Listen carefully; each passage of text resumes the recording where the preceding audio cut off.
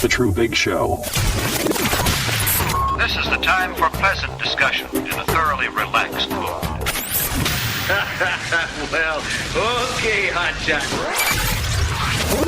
Is it possible for you to shut the up for 10 seconds?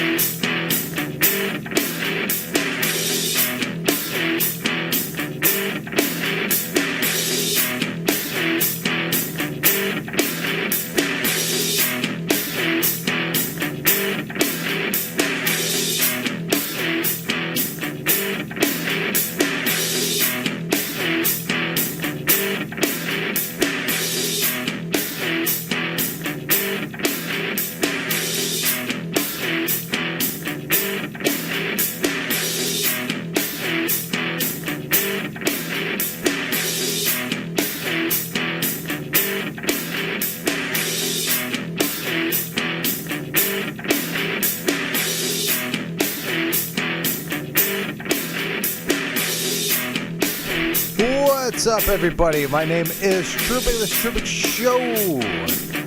Hit me up, TreubigShow.com. Phone number 855-873-8244. Press 1 to listen, 2 to call. Right.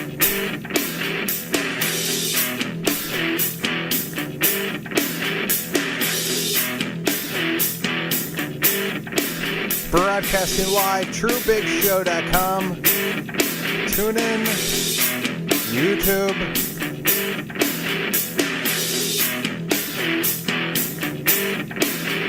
Gangnam Style.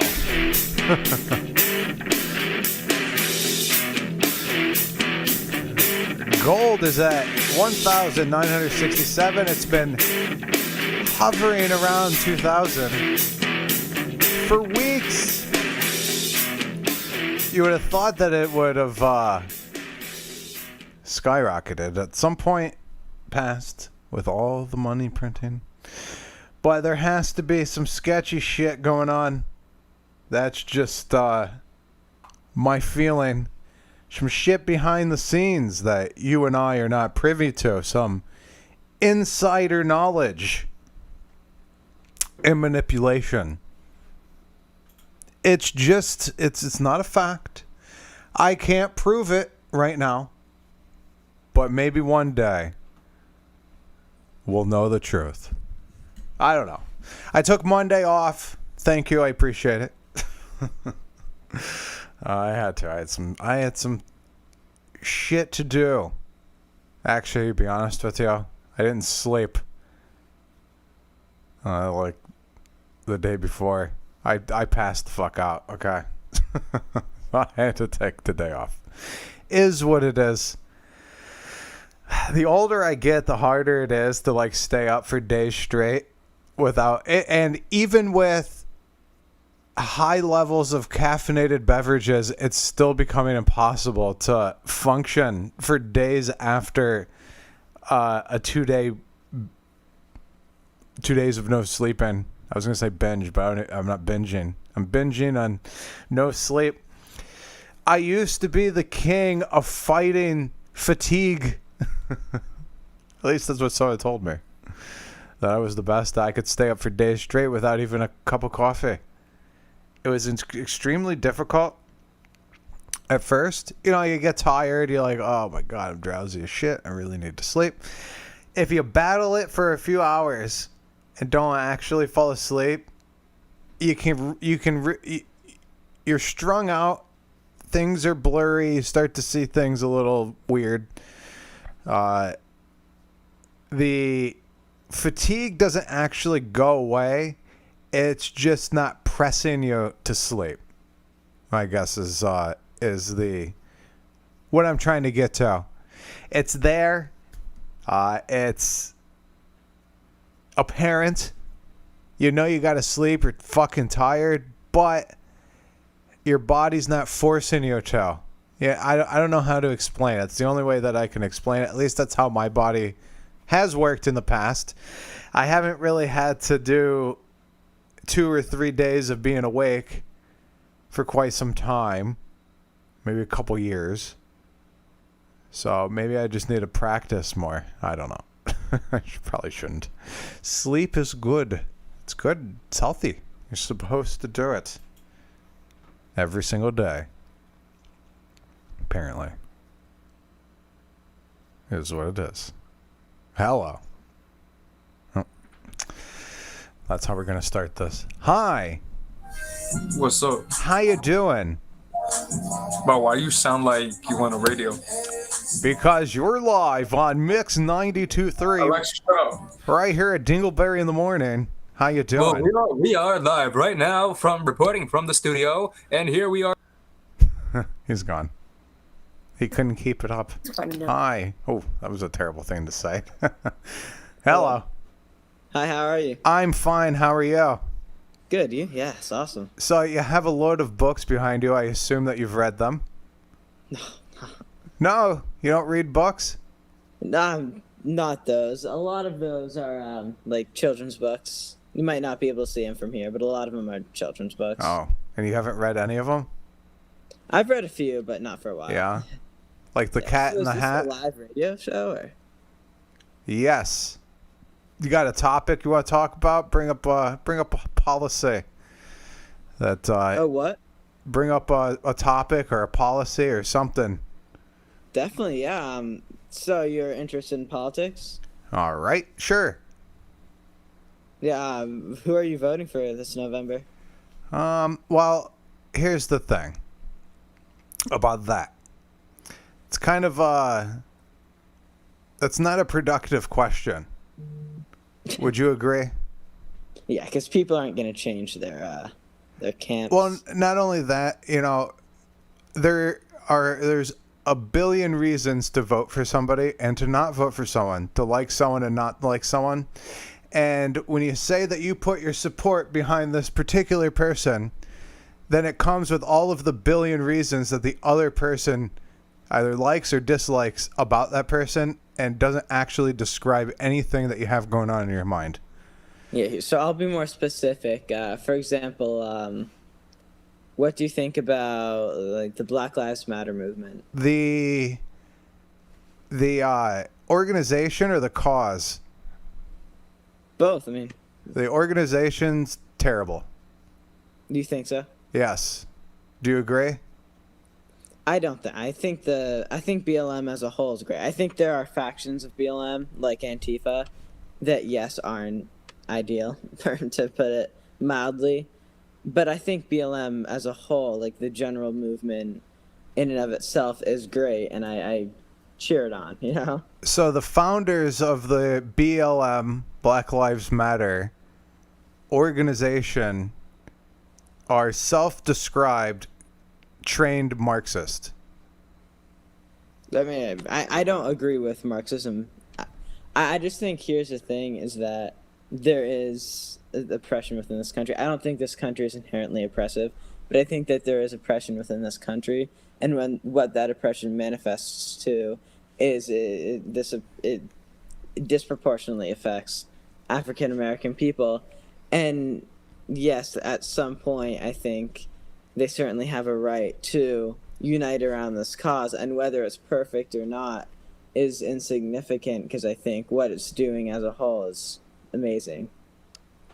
So can you describe the type of oppression? Well, I mean, you look, economic inequality is a great example. How? Or with regards to prison, if you're an African American man, you're far more likely to go to prison. Okay, so how? Like, how economically? With regards to economic inequality, I mean, the median, you can look at median salaries, average income, maximum income, minimum income. I mean, the 10 richest men in the world, and 9 of them are Caucasian. Although that's not a great indicator, it's certainly not. It's certainly not flattering. Yeah, that doesn't tell me anything. All right, there's many legitimate reasons why wages between different ethnic groups, different religions, different races, different countries, different genders would vary. What, Where sir? is the there's reasons why wages vary across the board with everybody. Why do you think? Well, with I'm regards asking to specifically where is the oppression that would cause a certain group of people, like what you said, in particular black people, to be oppressed and not be making as much as any other group of people? Well, I think education is a great place to start. Well, that Just you're 'cause going when you somewhere have else. Specifically, money, wages, income. Where is the oppression? What is the oppression that's happening that would cause black people to be making less money than everybody else?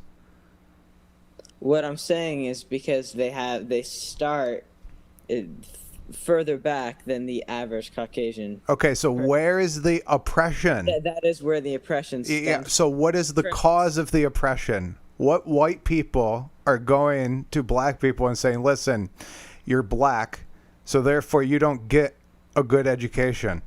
So here I think is the issue is that although, I mean, I'm sure some people are doing that, but the majority of people are not doing that. But what happens with systemic oppression and systemic racism is that it's deeply ingrained in the system that by virtue of your skin color, you start in a different place in life on average. Obviously Okay, there so are outliers. where is that happening? Where is that rule or law or regulation written down on a sheet of paper saying that So because... you must like Ben Shapiro. I'm just asking, where is it? What doesn't you're have what to you're be a telling me is that you believe something is happening, but you're not giving me a specific location of why, where, The and how location it's is this happening. country, the United States. It's not a town. or What is city. causing it? What is causing it? Yes. Systemic racism. Well, racism has multitudes of causes. I don't know where to start. And I think also you look at this country's history. Again, I'm not trying to say that America is a bad country or that America is an inherently racist country. All I'm saying, though, is that you look at this country's history. We do have a history of racism. And I think history comes into play now, whether it seems like it or not. I think history certainly comes into play with influencing outcomes of various people. So far, you have only given me that you believe this is happening. Well, I gave you statistics on the median salary. Yeah, but there's a billion reasons why certain people make more money than others. There's a lot of reasons why that happens. What you have failed to point out to me is where specifically is the quote-unquote oppression on black people that causes their wages to be less than any other group of people. Well, The only thing you've said is that because America's racist. That's a belief. I'm not saying that America's racist. I think there is systemic racism. Systemic racism does not imply that there is direct racism being perpetuated by a country as a whole. All it implies is that systems within this country are ingrained with racist ideology. And Okay, racist so where is the indirect racism? where's the indirect racism? Yes, Well, the where indirect is it racism- located? You look at our policing system, you look at our economic system, you look at... Okay, we're specifically talking about economics, I know, about but I'm giving you income. locations. Where is, point out exactly where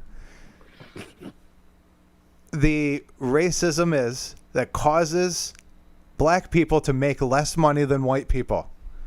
You have I failed. don't understand what you're saying. You agree with me that the average African American person is going to make less than the average white guy. You agree with me on that. I never agreed with you on that. I never agreed or disagreed with you on anything. The only thing that I'm saying is that you have failed to point out to me specifically where The What cause. do you mean by where, though? Because I'm giving you, with regards to You've facts, given me a where belief is that the you fact believe that there's systemic racism. Where is it? Can you point it out and say, "Hey, look, I see some racism right there." Rather racism, than you think that there is. our nation's economy, there's income inequality, there's Again, that's a belief. You said there is. I could say there's ghosts. Doesn't mean that there is ghosts. I need to point out where the ghosts are to you for you to believe me that there are ghosts.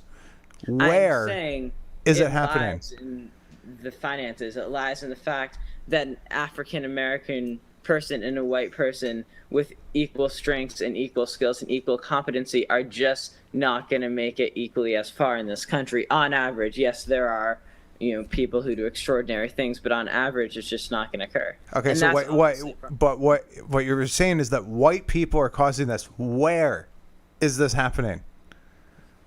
Where you believe that America? white people I don't know are what to causing say. black people to make less money than white people. Where is this happening?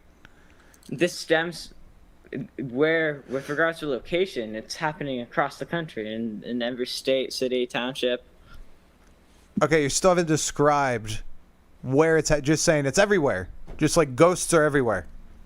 Where is it happening? Where can you point to and say, listen, that particular organization, that person, they're engaging in racist activity that would cause black people to live an oppressed life? Where is it happening specifically? Things that are happening specifically? Where is it happening specifically? Saying that it happens all over the nation is not specific. I don't. It is not. If it was exclusive to one state, I'd say that. But the fact of the matter is that it's not exclusive to one state. Okay, give me an example of this, of how this is happening. What? Give me an example of how this is happening. I gave you an example. Medium income. No. An example of wealth. actions that white people are making that would cause black people to be oppressed and not be making enough money. Give me an example, a hypothetical, a real life, a situation. Give me something other than your belief that this is happening. White people don't have to actively perpetuate racism in order for racism to still exist. Racism still exists whether we want it to exist, whether we see it every day. It still exists. That's still a belief. You still believe that that's occurring. Where specifically is the occurrence? Listen, man, my computer's at 1%. It's been a pleasure. I think we're just gonna have to agree that we'll never agree. Well, and I wish you the best with your radio show. Well, thank you. I hope one day that you'll be able to look at facts. He left. Oh my God. Hello.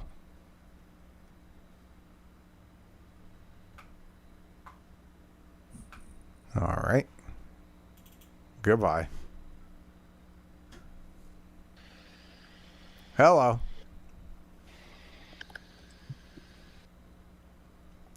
And gone. Hi. Live radio. All right, I'm out.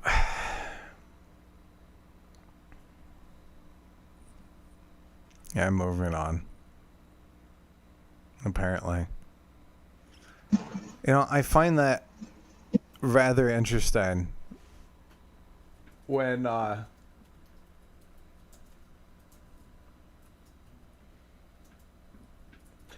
ask specific questions like that, to be very specific, that people don't have specifics they can give. It's more, I don't know. I just want a specific answer other than a belief. Give me something specific. That's it. That's it. Do you have something? Just say no. I don't have something specific. Don't give me beliefs the whole time. Hi, caller. You're on the air. What's up? Hey, this is Smudgepot coming to you loud and proud. Jeff Treubig, do you have your earphones plugged in and strapped on? Do you have a massive dildo between your legs, and are you ready to fuck? Fuck what? Jeff? Oh, yeah, I was afraid that you didn't hear me because I can't do that again. I just made that up. You didn't continue. You didn't finish the sentence. Are you ready to fuck what? All right. Are you ready to again fuck me like you just fucked me when I thought your last caller was so engaging and intellectual and open that I wanted to just get in there and jump in and be like, hey, man, what's happening? But you kind of have a confrontational style, so. Well, it was not me being confrontational. It's that everyone, it seems that everybody that I talk to will not be specific. This is a belief that that there's systemic racism. I want something pointed out, cut and dry. You know, where is it happening? Nothing will ever be fixed if the problem in and of itself is not apparent. I see a small divergence in the way that last conversation happened. I thought your last guest was interesting. I wanted to know more. But I guess what I saw was you taking more of a confrontational approach than I just wanted to be like, hey, what do you think about this? What do you think about that? You know? And it's not, yeah. And I guess sometimes your style and my style has been very oppositional. Well, I'm the guy that's like, you know, threatening to kill people on your show just for fun. But every now and then you got to not slay the lamb. Well, here, this is the thing. Got to let one. When I'm not going to just let it fly. Like, I can't just let it fly anymore. The amount of times that I've been called racist and oppressor, sexist, all this stuff over just asking questions. And it seems to be the same perpetrated belief without anything specific. What am I supposed to ask? And how am I supposed to ask it? I ask be specific. And there is no specifics. Yeah, no. Well, I got this much specific for you. I think what's happening here is we have two totally different viewpoints about how to handle a guest on the talk show. And I guess it just became clear to me that you're looking for the truth that makes sense to you. And my approach is different. I'm just out here to try to co-opt people, you know, to our cause. So I guess that means I tend to be a little bit more hospitable. Or unless they're pricks, and then I just threaten to hunt them down with a knife and kill them. But this was the problem with him. If he would have given me, an answer to my question, even if it wasn't an answer I was happy with, that would be a different story. We would continue on with the subject at hand. But all he was giving me... You're aware that you kept changing the nature of the question. I kept asking... I kept trying to rephrase the question in a way that he would understand, because he kept saying he couldn't understand the question. I was asking, point to... I said even make a hypothetical situation, one of which you think is happening. It doesn't even have to be one that actually happened. A situation that actually happened. A hypothetical situation of which his belief was actually played out in motion. So the fact that we are all just sitting here on Earth as white people and going to work every day, that in and of itself, the actions we take means that we're racist. That's all I got out of it. Funny, just the tone of the caller's voice indicated to me I saw an Asian dude, just you form a visual picture of everybody you talk to. And I just saw, like, you know, in this caller, an Asian dude. Well, okay, my point would be, like, in his whole tone of voice, he was not displaying hostility. He was actually asking questions. And I felt like he kept challenging him where maybe if I was in that moment, I would have said, let's try to find things in common. But I guess that's like what I realized half second after that is like, oh, wait, you're not specifically trying to find things in common. You're looking for answers to questions, and you're using your platform as a way to, drill down into this truth. Okay, those are two separate things. Well, that's actually not. That's not what was going on. He brought up the subject. At the beginning of our conversation, I asked him, bring up a topic. He could have just as easily brought up anything else. I got into a conversation with someone about flying squirrels. Okay, I don't care what the topic is, but if he's going to bring up a topic, well, then we're going to be discussing this topic, and it's going to be a tough conversation if that's the topic that's going to be brought up. All right, fine. Let's see. You've answered my every question and thwarted my every accusation. I was still just pissed that I didn't get to talk to the only Treubig show guest that actually just didn't, that actually seemed to care what we're talking about, number one. And number two, have some well-reasoned approaches to it, which I'm not getting from his logic, but his whole tone of voice was like so totally non-confrontational, and I think he was looking for common ground, and I was like, oh, dude, he seems like a person that we really could make common ground with. So I think you're a horrible interviewer, and I hate you to death, and I wish you were dead. Yeah, no problem, buddy. I appreciate your honesty and your compliments. I was just like, dude, this guy's open. We could actually sell some of our concepts to this guy. But as usual, I had to ruin it, Jeff Treubig. And no, just kidding. Not really kidding, actually. I meant every word of it, but I said it when I was smiling. That's all that matters. If you say terrible things when you're smiling, it's not so bad. I bet I could even ram a red hot poker up your butt. But if I do it when I'm smiling and I'm like, Jeff, remember the time we hung out? And you're like, yes, I do. Then it's all good. You're like, yes, I really do remember. Stop doing that to me. Okay, yeah, but that's just must have gone for a. You know what that is? That's boys being boys, right? Yeah, we do that. That's a court. Isn't that a court argument? When two kids like wrestle and get into a fight, it's boys being boys.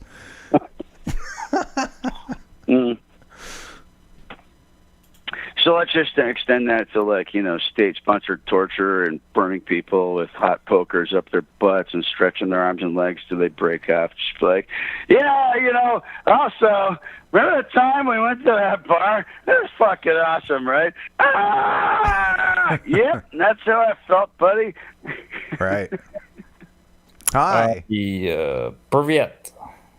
What? Привет. What? There's a third voice here. Who are you? English, hello. Hi. How are you? Hello. Hello. Good. All right. What's on your mind? Good. Welcome to the Jeff Treubig Show. You can say anything you want. Many things. All right. Bring up a topic. Yeah, you're gonna have to choose one, buddy. Just one to start. Bring one of them. Yeah. Economics. All right. What about it? Economics. All right, here we go. I'm generally libertarian, but I believe in a revisionist Marxist society. All right. Why? Oh, left libertarian. Okay. Correct. Why? Because I think that that's the best society possible. How? Because of resource-based economies. Please explain. Sure. What is it? Automation. Very good, Jeff. Very good. No. Automation, open Through source, automation, regionalization, and network digitalized feedback. Oh, that makes sense to me. By making resources abundant. No, wait, Jeff, I think I know where he's getting at. Oh. He's saying that by automation and efficiency and science, we can make things abundant food, automobiles, whatever. We can make all things abundant. So I think he's maybe like a technocrat leftist. No. Okay, I'm sorry. Forgive me. Go ahead. It's all good. I don't know who this person is on speaker, but It's my Actually, No, you do. I am the almighty smudge pot. right. yeah, great job. You're doing great, man. Keep it up. I know. We try, Hey, but, go ahead, man. Go ahead, roll. Where are you at with this? Well, I already explained my position. So. Okay, why do you have that position? Wait, I paraphrased your position. I thought that you're going towards being a technocrat. You'd hope in science to make all things abundant, like food and shelter and all resources. You're assuming my political ideology. That's not a good way to go. He was trying to sum up what you said to better understand it, and you said no. So please correct us. Again, I will correct you. No, I'm. Well, essentially, he was right, but basically, I'm not. I'm a libertarian, actually, in principle. Okay, how does that coincide with the whole making everything abundant part? Because it's easier to achieve change with a small government than it is with a big government. Okay. Okay. Huh. So he's not exactly a communist. He believes in local control. No, I'm not a communist, no. So is there money involved? Is there a median of exchange? Of course. Yeah. And so how is this abundance achieved if there is a median of exchange and not a dictating body? Wait, Jeff, can we just let the guy roll? I want to hear what he's proposing before we go ahead and criticize it, right? Okay. Can we do that, dude? Just give the guy a couple of minutes, right? Hey, bro, what are you really here to say? Can you kind of, tell us your thesis in 5 minutes? Not ideologically, I'm revisionist Marxist, but in terms of actual practical solutions, I'm libertarian. Revisionist Marxist. Yes. Okay. Explain that. What's a revisionist Marxist? Well, I'd say resource-based economy. No, I mean, the term revisionist Marxist implies that you've not only read the works of Marx, but you have some revisions to it, right? Logically. Could you explain what your revisions to Marxian and Leninist theory are? Basically technology. I mean, where's my fucking save? God. Okay, so how do you? That's the revision. Technology is a revision to Marxist-Leninism. Sorry, what? I'm still trying to wrap my hands around the fact that this guy self-identifies as a revisionist Marxist, and he's saying that technology itself is the revision. Correct. Does this have any effect on Marxism? Yeah, help me understand. What do you want to revise? So, maybe technology just made. So basically, it's zeitgeist. Correct. Yes, I agree with Peter Joseph. I'm not familiar with that. That was Jeff, there's a documentary. Well, if you want to call it a documentary, but there's a documentary done many years ago. I don't even. This had to be quite a while ago, at least 5 or 10 years ago. I don't know, maybe 5 years ago or something. It was called Zeitgeist, and I think it was on Netflix too. And oh yeah, those guys. We had communications with them back in the day. Right. It was quite a while ago. So listen. What Joseph says, Peter Joseph is the man that produced Zeitgeist. And now I remember it. Yeah, okay, now, we had a lot of contact with him. It's a completely different system now. Oh, he changed it? We thought he was a deep thinker. Well, we he never is. really knew what to make of them. They were a movement for a while, and they were competitive with us. We were doing the Ron Paul Revolution. At the same time, these guys, we call them GZM, the Zeitgeist Movement. And we had some really spirited interchanges. A lot of intellectual conversations happened. So we never rejected you guys. We just had an active program at that point in time. Great, so we agree then. Well, I don't agree. Why? With Zeitgeist. Why? What do you because I don't conversations, Jeff. You can't disagree that we had some very intellectual conversations and stuff like that. You can't deny that. I don't disagree that you had intellectual conversations. I just disagree with the premise of Zeitgeist. Yeah, great. What do you disagree with? I don't work for the community. I work for myself.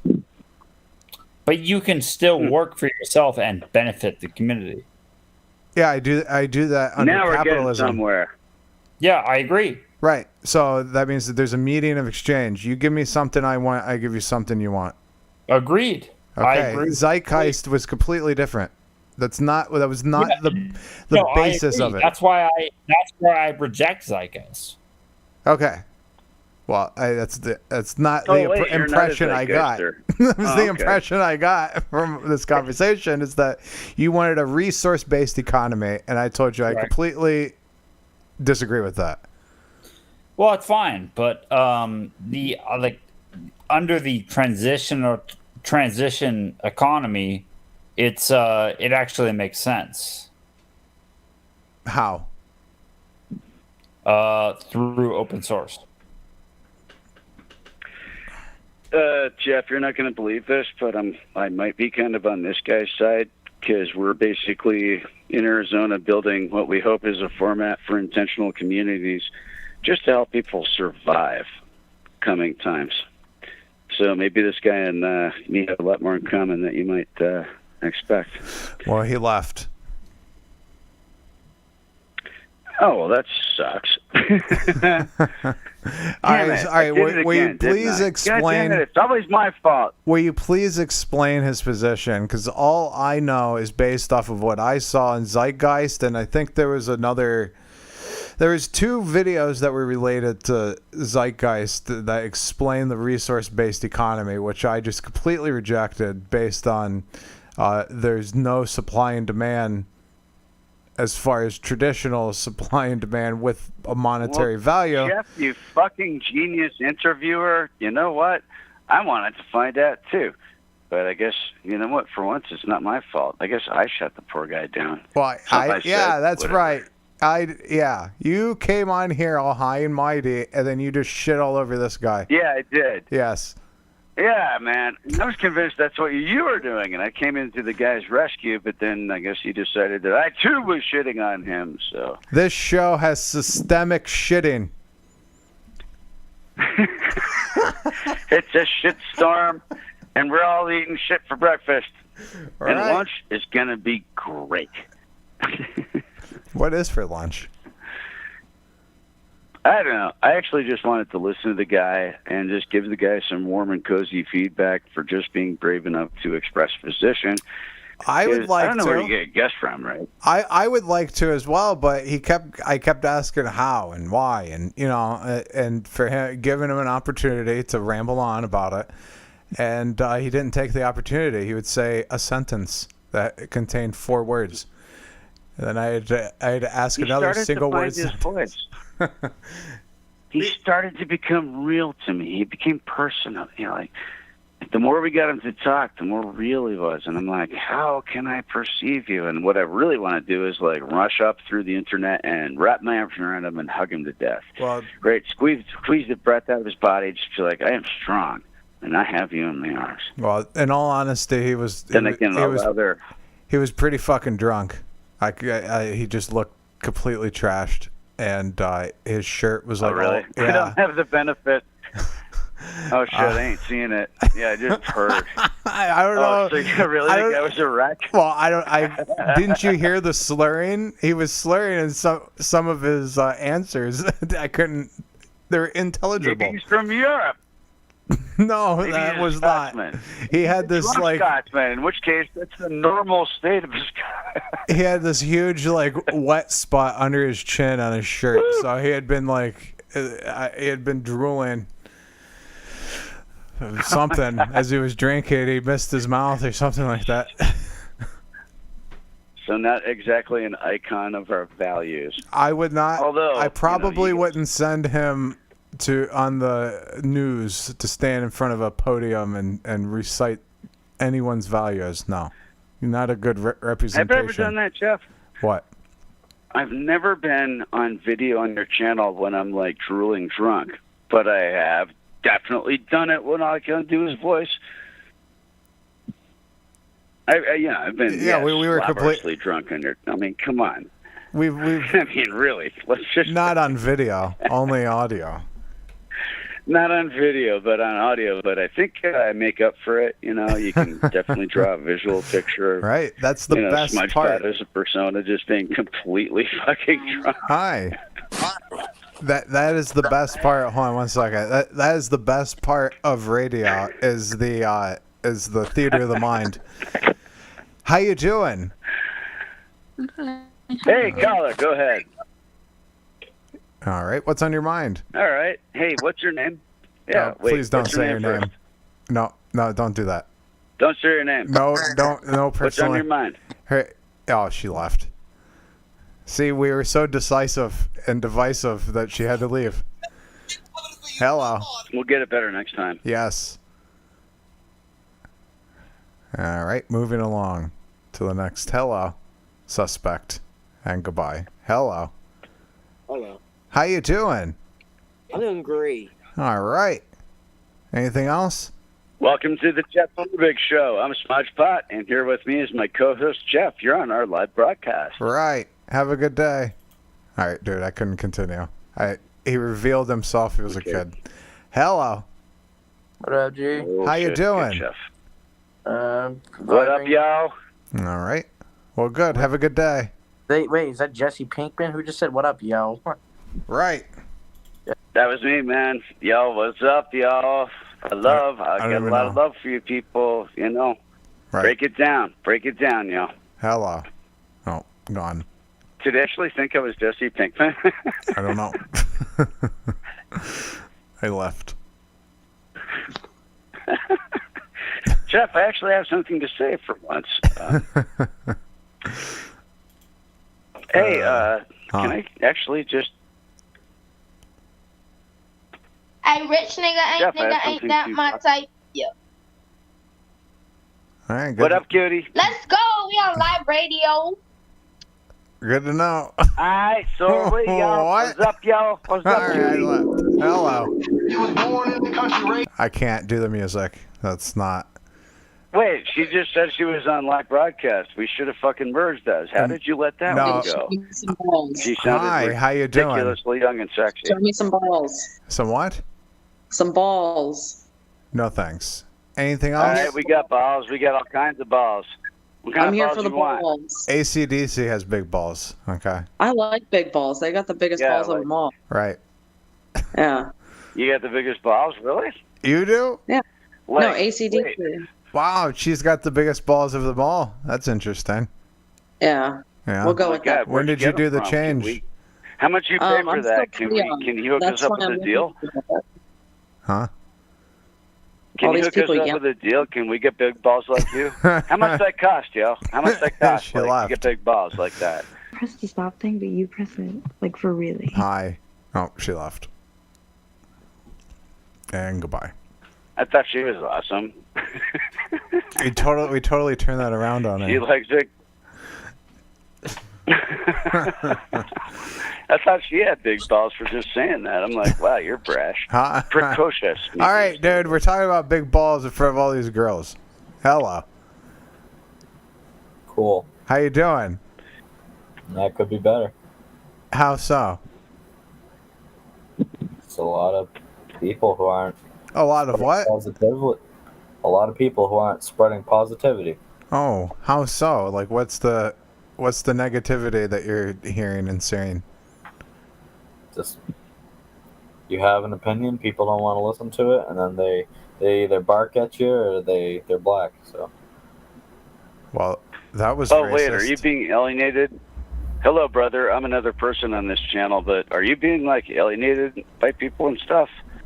Yeah, almost. Because of your beliefs, maybe, or your attitude? Well, I mean, I got no attitude. I mean, I'm free for any. If you guys got any thing you want to share, I'm all ears. All right, bring up a topic.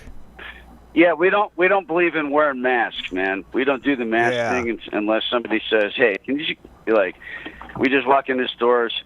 If somebody approaches me and says, "You know, you'd be making me feel better if you just wear a mask," I'm like, "Yeah, okay, I can do that." But we belong to a group called FTM. Like breathing problems, then I mean, I'll wear a mask, but we belong to a group called FTM. Fuck the masks. Yeah, that's a pretty good group. Yeah, I think Jeff just made that up, but yeah, we're totally on board. Yes. By the way, the person that you just heard is Jeff. My name's Trevor. How you doing? You're live on the Jeff Treubig show. I hope you would give us your opinion. So, what do you think about the mask thing, really? It's a piece of shit. Why? One, some people actually have breathing problems, and if the state mandates people to wear masks and to, make sure that it's a requirement for people to wear masks and they have breathing problems, and it's kind of an issue because those people could actually, I mean, I know it's the end of the summer, but it's still pretty hot out, and if you're just breathing in your, your own CO2 fumes and you just fall over one day, they're not going to do shit. They'll call 911. Hey, man, I appreciate Yo, Jeff, I appreciate this guy because I'm in that category because I'm like 50-something million years old. I have trouble breathing on a good day, and the mask definitely, when I put one on, I'm just not doing as well. And, yeah, as you get older, just having that lack of oxygenation really makes a difference. Listen, when you're young, all you have to do is wear a welding helmet, and you're good to go. That's what I do. Or you take a gallon of milk and you poke holes in it. Right. Welding helmet's a little more comfortable. I do the chin wake style, right? So I just do that thing where you just pull it down below your nose, so I can still breathe through my nose pretty good, right? And, but that's okay. But for most stores, I just walk right through. Whatever signs they got, you must wear a mask. I don't give a fucking shit. I walk right through. But if somebody stops and says, would you like to wear a mask? That puts me in like a human condition. And I just, just to see that human is a human and they're trying to be helpful. So when they say, would you like a mask? I say, yeah, sure. Thank you very much. And so, I guess I go back to my experiences in EMT. Yeah, I was just going to ask, from what I understand, you were an underground black market surgeon. And I was wondering what your opinion on the health benefits of these masks were. Are they really doing the work? New caller, would you like to answer that question? I was asking you. You were the underground black market surgeon. Yes, you did surgeries. That's right. Oh, that yeah, was you me. used to do surgeries in the ditch. I mean, well, for all I knew, that the caller in has a nickname called Underground Black Market Surgeon. But yeah, absolutely. From my point of view, these masks do absolutely nothing. I was certified as an EMT and as combat med. I went on to get my hazmat certification, where you get drilled into how to put on these things, how to take them off, really do protocols. And wearing a mask around, especially as you go into one store and another, you put it on, you take it off. Now, when it's you absolutely useless. When you get the hazmat certification, you get to drive a semi truck with a bunch of gasoline, right? Oh, no, not as a driver, but as an EMT's first responder. Which pretty much meant that, all right, when an there's medical, so the scenario is that a hazmat accident happened, somebody got contaminated, they need help, and we have to get there as fast as possible and suit up as fast as possible. and get that patient from where they're at to where people can help them. And then we have to go through equally as long a process of decontaminating. And you can't, all right, and at that point, we're in spacesuits, right? You know, we're seriously like, we got exterior oxygen coming in, you know, we got the whole, you know, protocol. Yeah, it takes you twice as long to get out of the stupid suit that it does to get you into it. But when we're talking about a contact-based airborne vector with as high as a 90% infection rate, as corona is purported to be, there's really almost no level of protection that you can keep up every single day for months at a time. You're going to slip up. You're going to, you know, at some point you're going to cross-contaminate, right? And, well... So at what point do you get to drive a semi-truck? I feel... Do we still have a caller calling in? No, he left. Caller, are you still there? Oh, he left.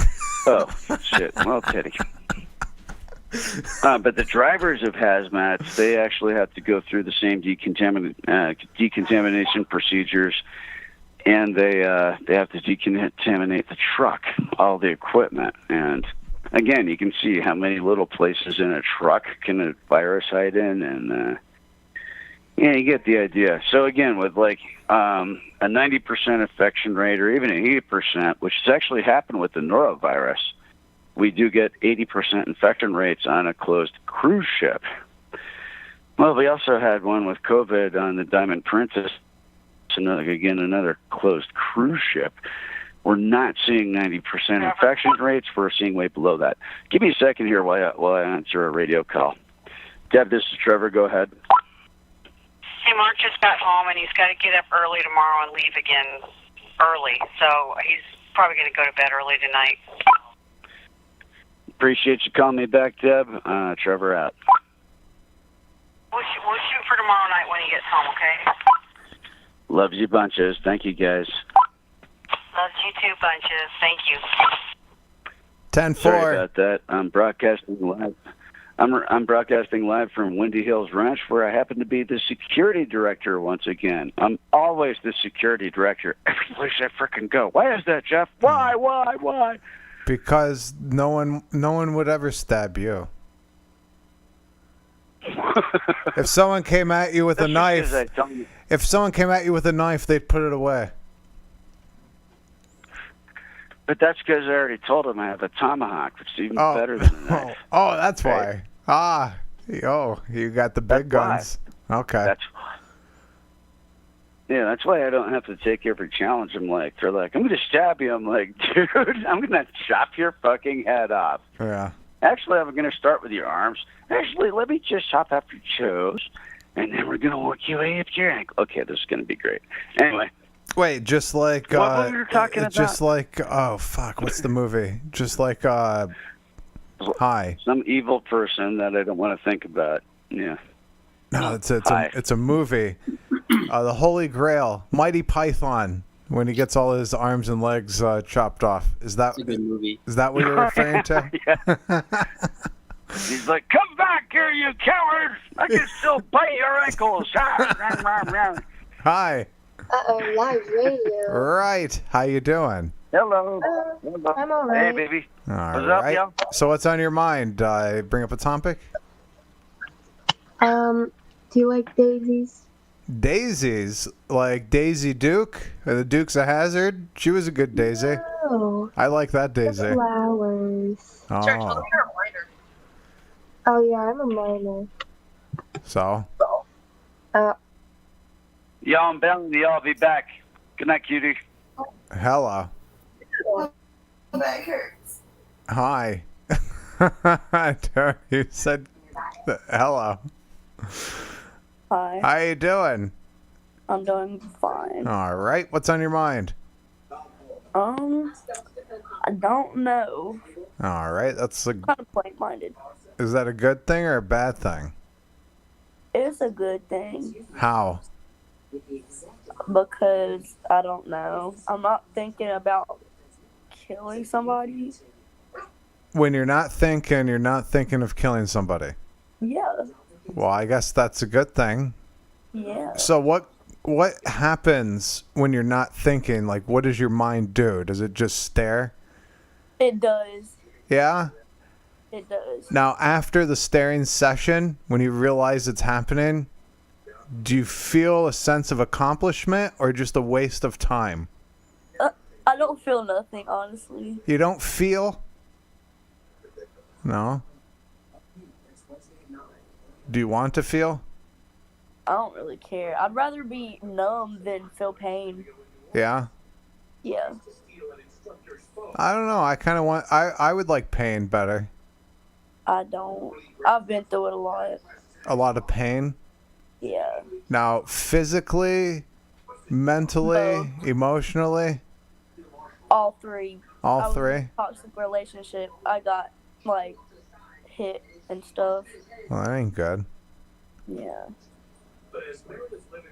Hopefully it ended, right? It did. That's a good thing. Yeah. Moving on. Yeah. All right, well, good. Yeah. Well, you have a good one. All right, you too. Thank you.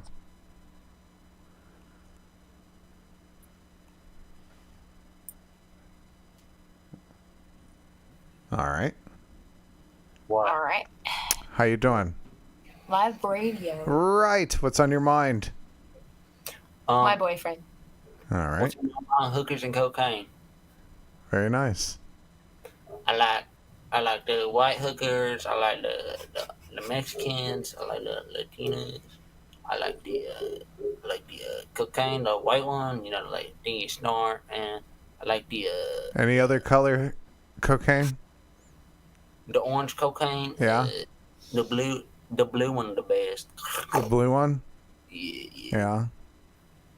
Yeah. Does it have the same effect as the little blue pill? What the fuck, the little blue pill? What's the little blue pill do? I'll let her explain it. It's a Xanax.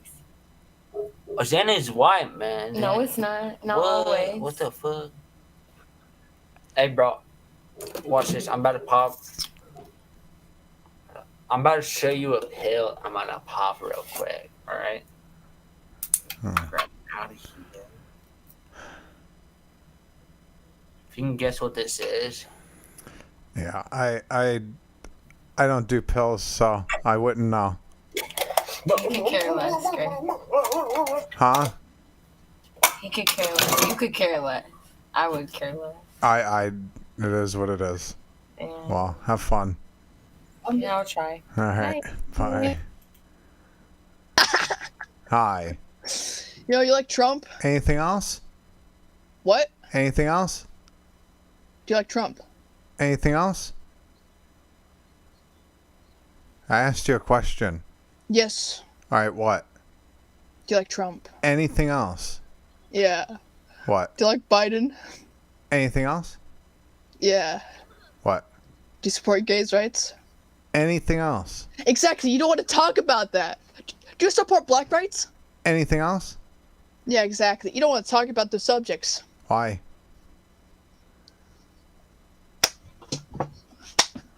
I got you to say something else besides anything else. Anything else? Yeah.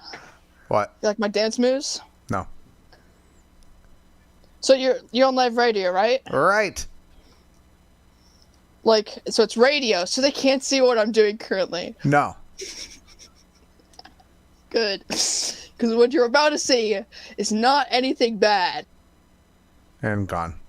Hi. Ain't no word to describe you. I gotta go. I can't do the music. Hello. How you doing?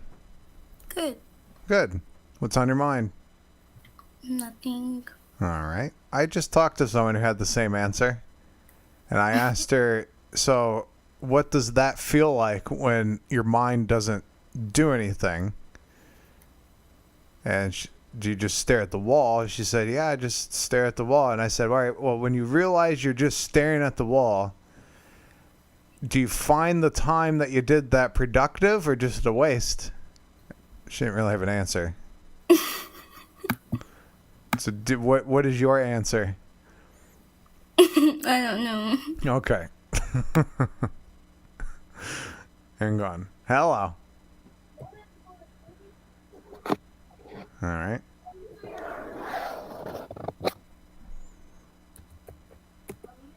She says, I'm deaf. And I said, I waved. She said, hi. How are you? I typed it. She says,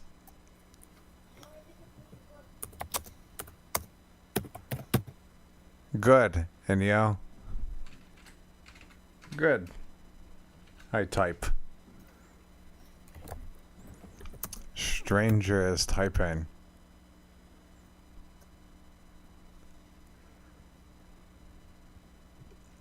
That's good. I hope you stay that way. Same to you.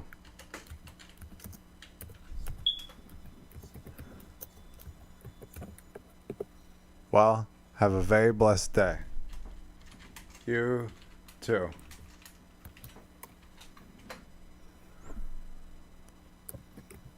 Bye. And there she goes. I really hope she was not fucking with me. It didn't seem like it because there was no satisfaction in what she did. Hello. How you doing? I'm gone.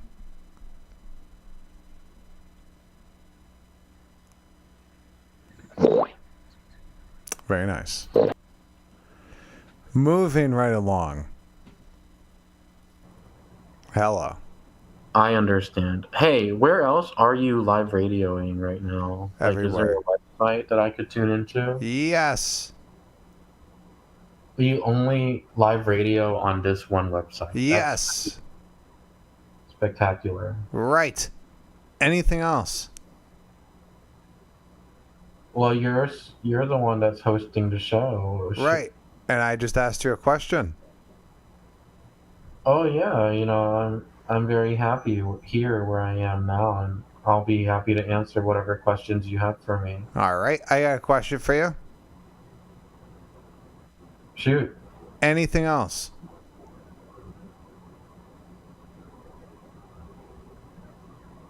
My default answer is Kamala Harris.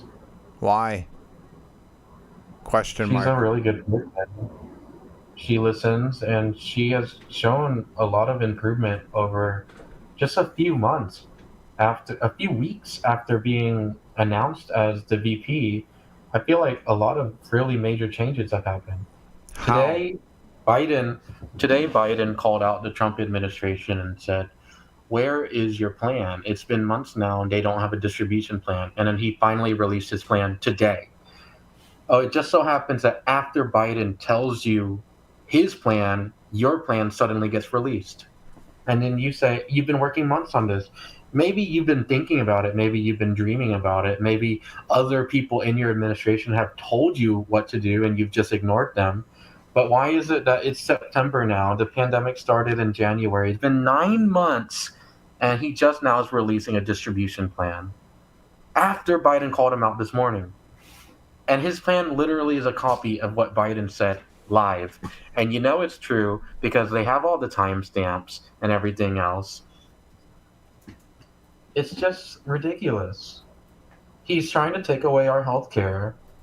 And they say, that's not true. Don't say stuff like that. And it is true because they're trying to take away, they're not trying to give the people health benefits. They're trying to pay these big pharmaceutical companies a lot of money. I mean, trillions of dollars.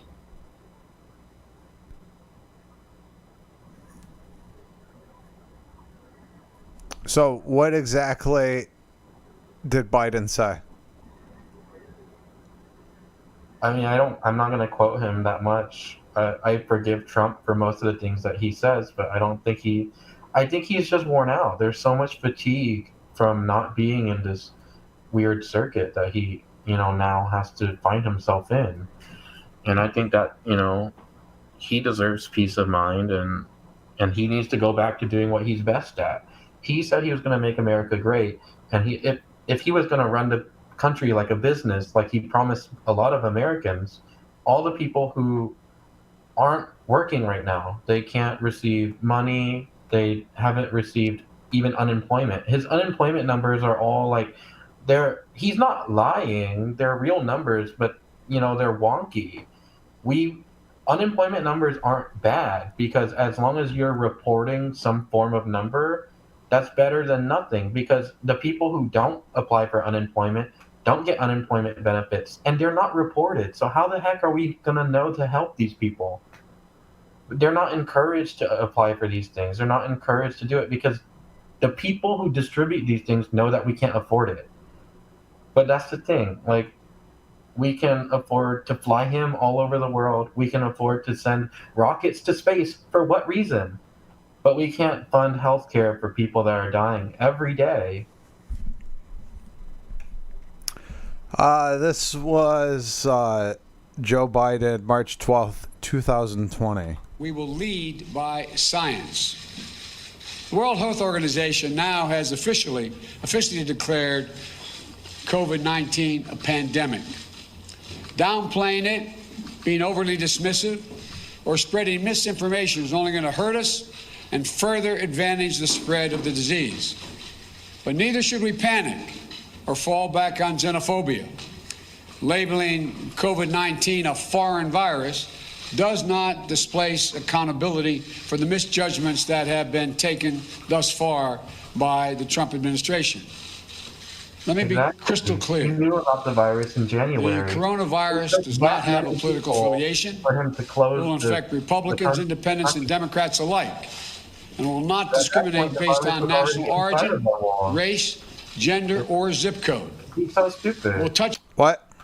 Like, it's literally Trojan horse. Like, once it's in, it's in.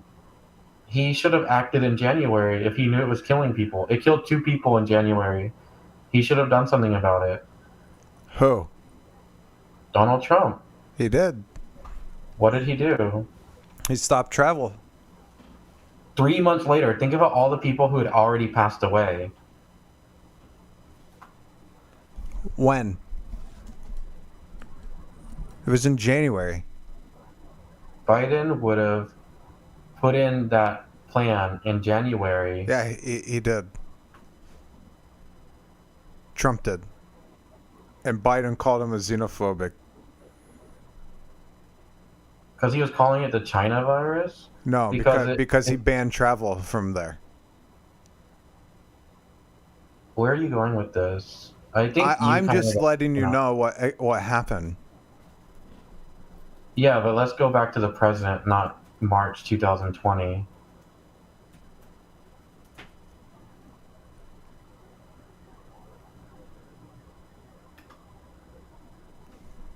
I mean, his administration hasn't improved. The whole country is in a recession. The whole world, the whole global economic system has been slowed down because of the incompetency of, honestly, this one person and his unwillingness to heed advice from scientists and people that have the facts. Who had the facts? Joe Biden had the facts? I mean, the thing is, Joe Biden is willing to listen to the people who are willing to go and get the facts.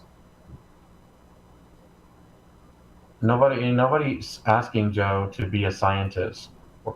We're just asking him to listen to the scientists. And he said he would. And he did a great job dominating Kamala Harris. Because How? What is Mike Pence doing right now? How?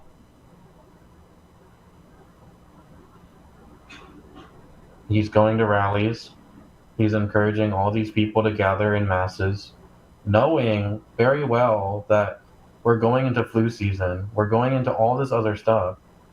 Isn't the real pandemic their mediocre leadership?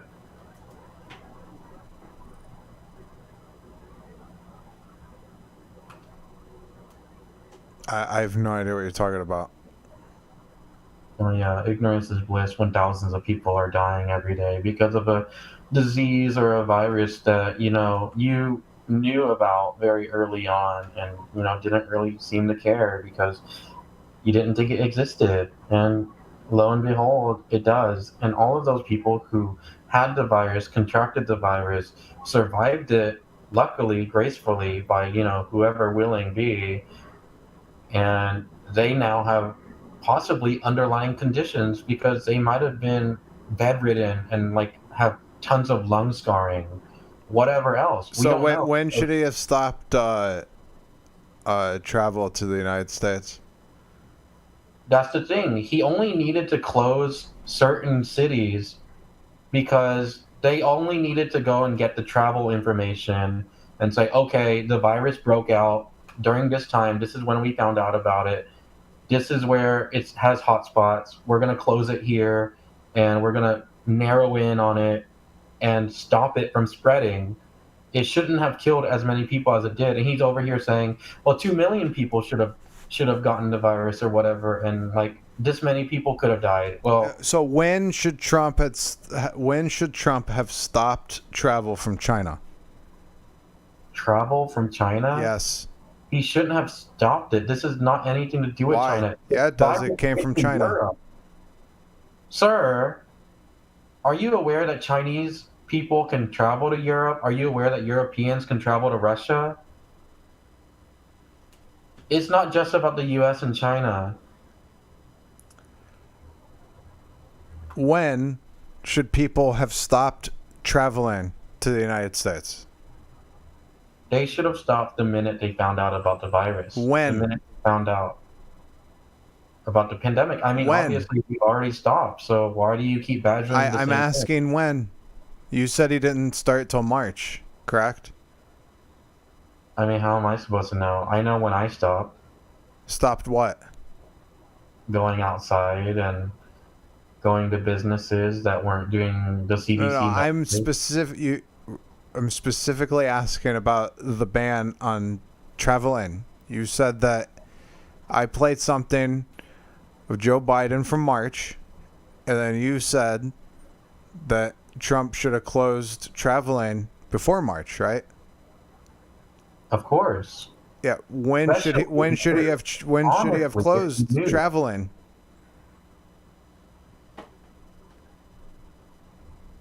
I'm just asking when. As soon as possible. Yeah, when?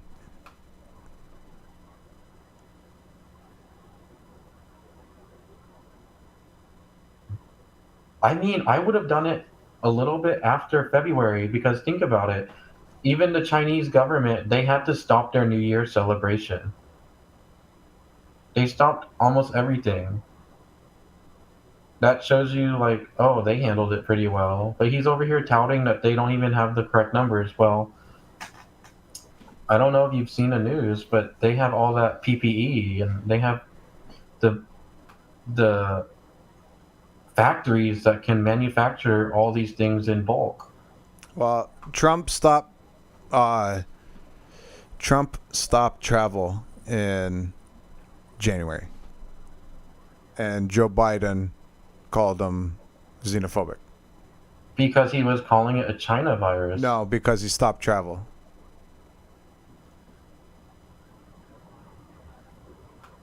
So Trump was on this in December, actually.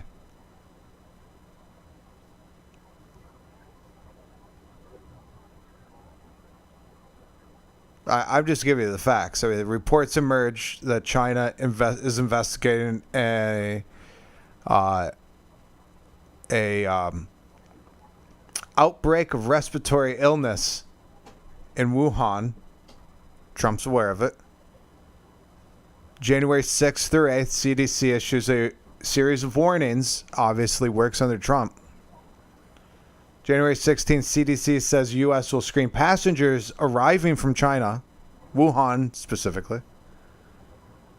January 21st, first U.S. case confirmed. The 29th, U.S. coronavirus task force created. The 31st, Trump blocks travel from China.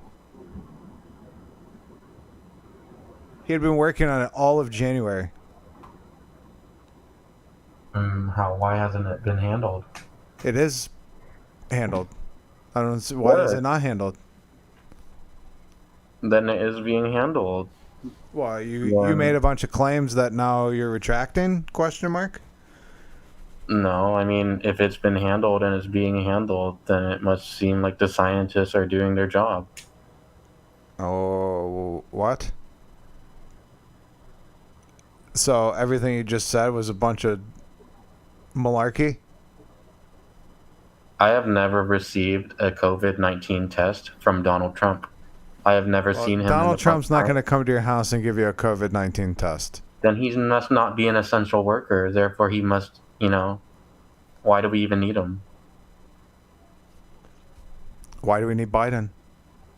Because he's going to give people the things, employment opportunities. He's going to expand healthcare. By raising taxes? We all pay taxes, honey. By raising taxes, and I'm not your honey. We get tax returns every year. That's a lot better than interest rates, isn't it? No. A tax return is your money. It's not our money. They won't even fund Bitcoin.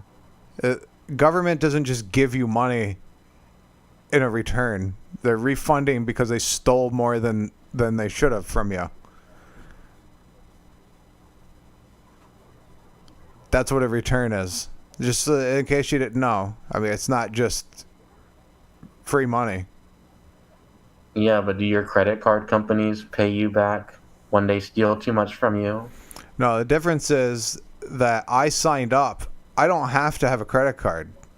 I have no choice about paying taxes. You do. You have the choice of not paying anything at all. The credit card company is not going to come to my house with guns and take me to court and try me and jail me. The IRS will. You're aware that Donald Trump allows the police to do that? No, the IRS was created by Woodrow Wilson, a Democrat, in 1913, along with the Federal Reserve.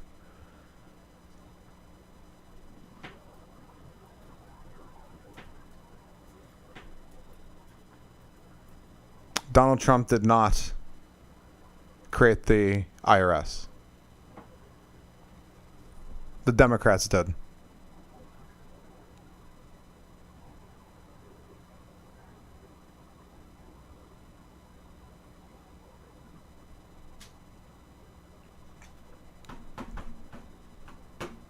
You want to talk about something else? Why? Where are we at now? I mean, you spent like a bunch of time shitting on Trump, but none of it actually happened.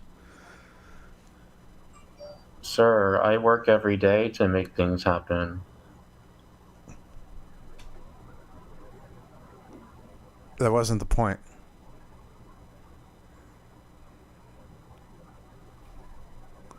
Anything else?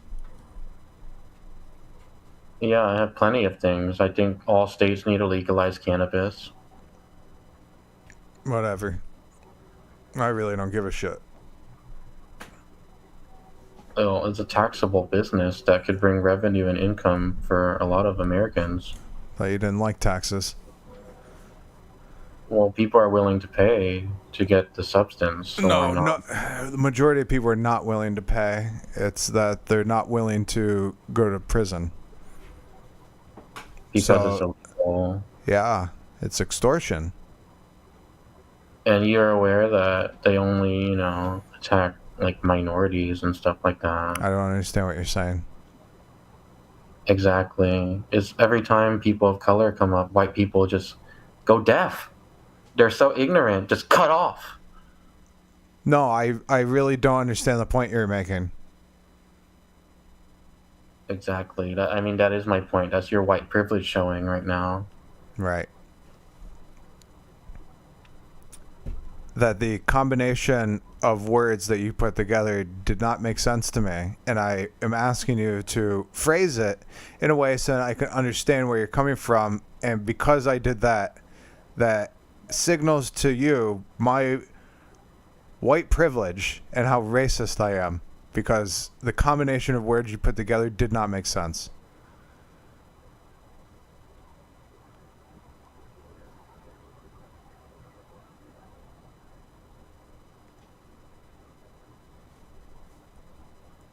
Anything else?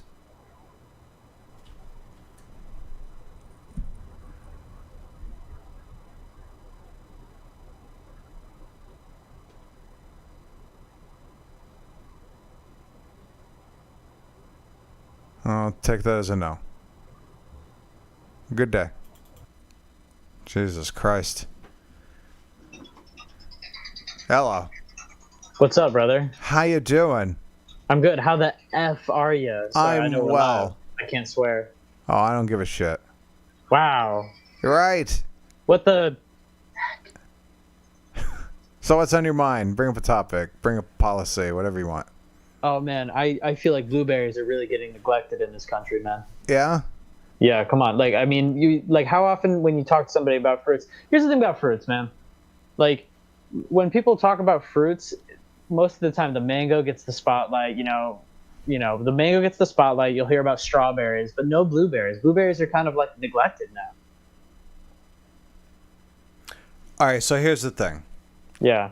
The less people are eating specific fruit, I think the happier the fruit is. Why is that? Because then it doesn't get picked. What if they want to get picked? Yeah. All right, so...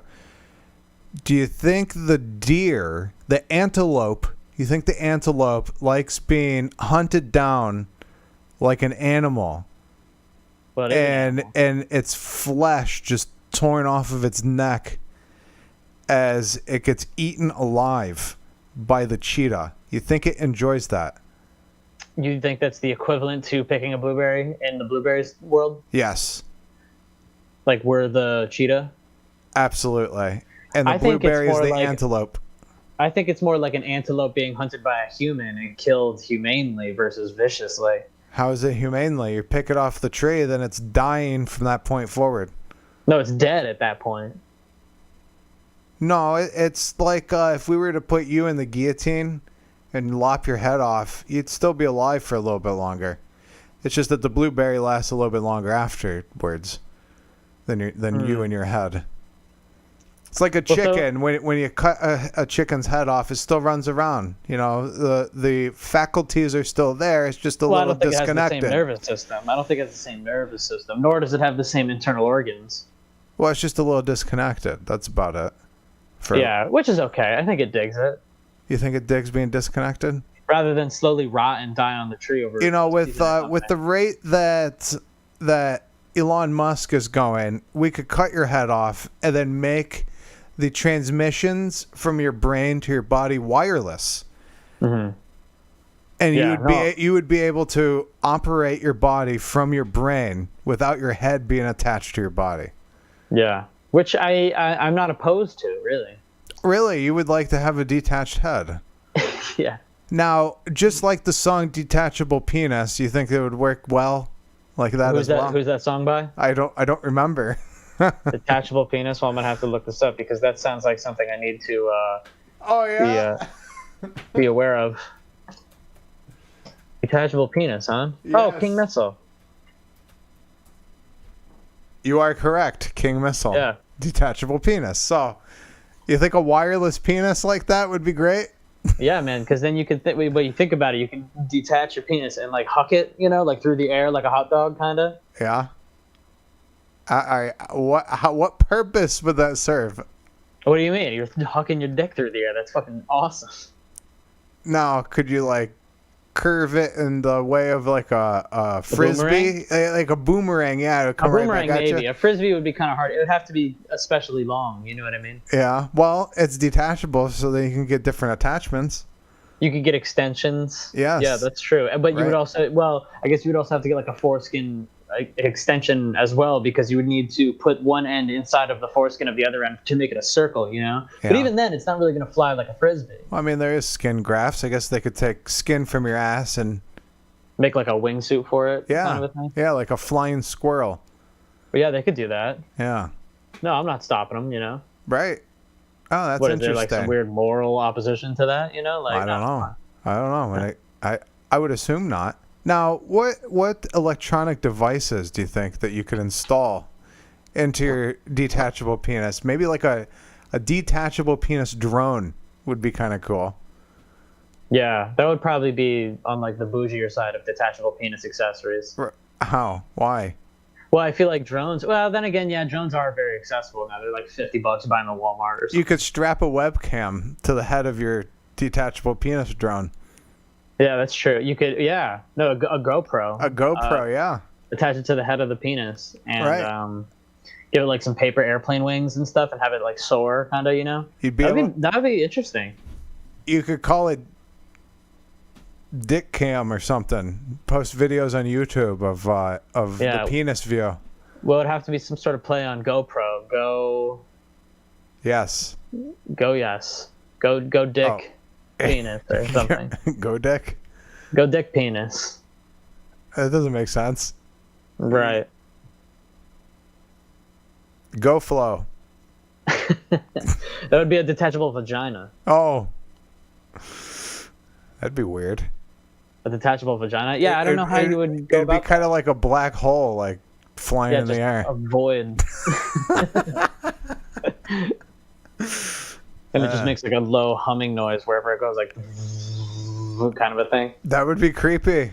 It would be like, you know, like when not as fun as the detachable penis. that Or the would go be dick that or would be whatever we creep. called it. That sound you're like changing your tire in your car and it's like right next to your ear, like a fly that won't leave you You're like alone. looking around your car, like Yeah. like God damn it, fucking is the engine again, like outside of the window. God damn. Well, thank God that hasn't happened yet. Yeah, I mean it's only a matter of time, really. Yeah. Yeah. I mean, it could be detachable everything. Yeah, I mean, what's stopping at the penis and vagina, really? I mean, Right. But I assume that's the first place people are going to go. oh yeah, well, I mean, that's the best, that's the funniest one. Everyone experiments with their genitals before we actually get serious about uses for this technology. Like everybody gets their own. Everybody has to practice around with it before they can get get it detachable. No, I guess what I'm saying is that that's the first thing people are going to think of doing, something detachable Oh, I with see. genitals like detach before. your penis and fuck yourself with it. Right. Yeah. Well, I guess where I'm going at is that good ideas come from nasty ideas, right? Sometimes. Yes, I would agree. So this one would probably start out as a very nasty idea and turn into a life-saving, life-altering idea. Unlike the happy blue pill. That was supposed to be some heart medication, and then it turned out to be some other type of medication. Oh, that's true. Yeah. Like So that- nobody should. That was a well, good thing gone wrong, right? Yeah, thank God. Well, yeah, actually, it ended up being a good thing no matter what. In both scenarios. Yeah, I was gonna say there really wasn't a downside to that. No, actually, for a lot of men, that was an upside. Yeah, I'm into that. You know, I wholeheartedly support the guy who goofed on that one. Yeah, that was a positive goof. Imagine being the trial, like being part of the trial and being like the test dummy for the pills. Like, yep, this is just some heart medication. We just want to know what your ticker feels like. And then you're like, well, it's a little more than my ticker. Something else You're is like, ticking. Jesus Christ. Yeah. Honey, get in here. Right. Wow, that's interesting. Well, this conversation, you know, totally went off the rails. It did go off the rails. Yeah. But it was nice. It was a good conversation. How do you recover from this conversation? That's a good question. You have to have a bowl of tortilla soup. Or sleep with a hooker. Yeah, that would definitely get your mind off of this conversation, wouldn't it? Yeah. Either one of those. They're equally as satisfying.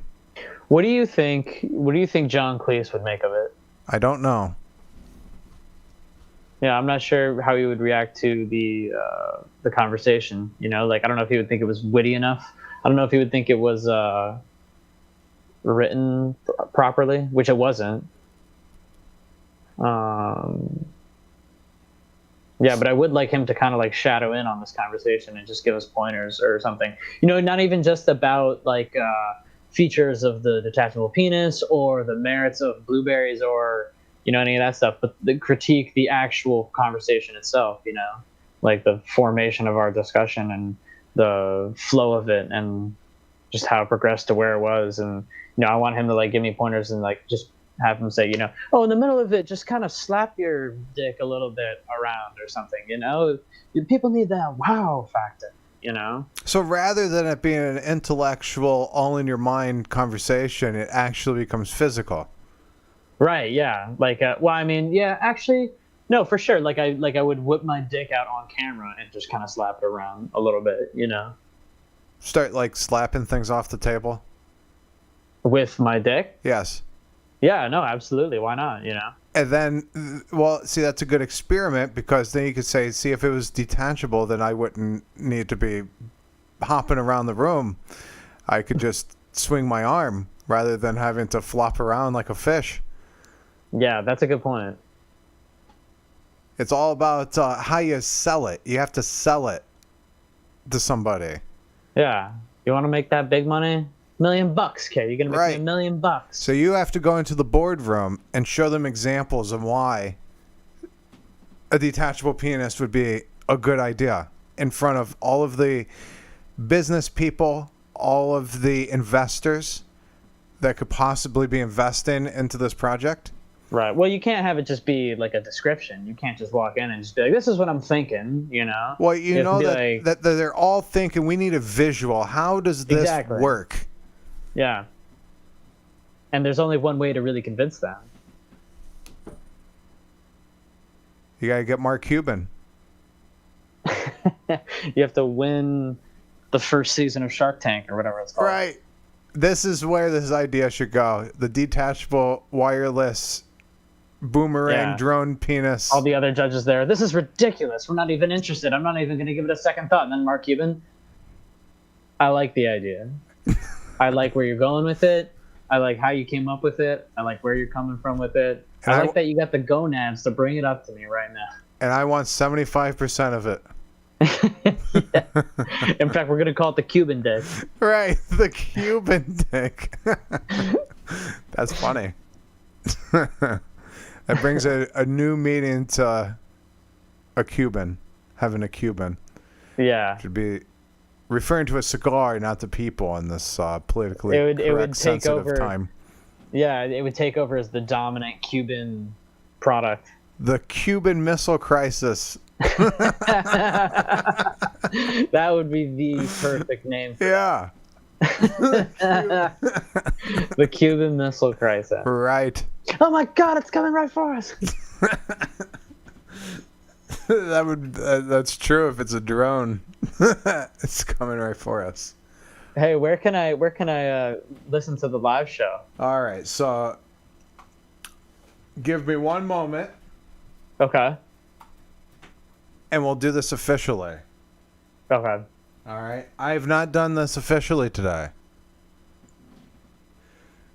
You're live on shitradio.com. I'm on shitradio.com. Get it, baby. There you go. It goes to TreubigShow.com. The live stream that's on there, when I'm done doing this, which is going to be pretty soon, it'll replay, so you'll be able to hear it over again. Oh, great. Okay, well that's good. Wait, so I'm going to be able to find this conversation? Yes, it'll replay over again on TreubigShow.com. Shitradio.com goes to TreubigShow.com, and then that player that's in the front, you press play. And if you press play right now, you'll be able to hear us. That as soon as I'm done and I say I'm out of here, it's going to immediately start replaying this all over again. So you'll be able to hear it again.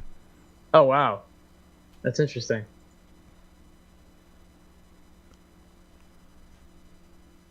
Yeah, there's like a slight delay. A little bit. Yeah, no, that's barely anything, but Right. that's interesting. All right. Well, I like the ideas. Maybe we'll pitch it to Mark Cuban one day. Yeah, we can. Is this getting archived? Yes. Oh, okay. It's all audio. It's not video. How do I find where this will be after today? On I don't know. You can look on YouTube. Oh, I see. I'll put Okay, it where there. is it? The same shit radio on YouTube or It's Treubig Show. Treubig Show? Yes. All right. Well, you got all the links. I'm going to move on to the next person. All right, dude. I appreciate you. Yeah, Take care. We'll thank you. get the Cuban Missile Crisis figured out. All right. Sounds good. Take care. All right. Later. There he goes. Hello. Hi, do you like Biden? Yes. Do you? Not really, Why not? because I like Trump better. What? Why would you say such a thing? Because I'm not a child sniffer. All right. Good point. Hi. Oh, hi. Live. Oh, live radio. How you doing? I'm good. How are you? I'm fine, thank you. So what's on your mind? I'm just wondering where you're from. The United States of America.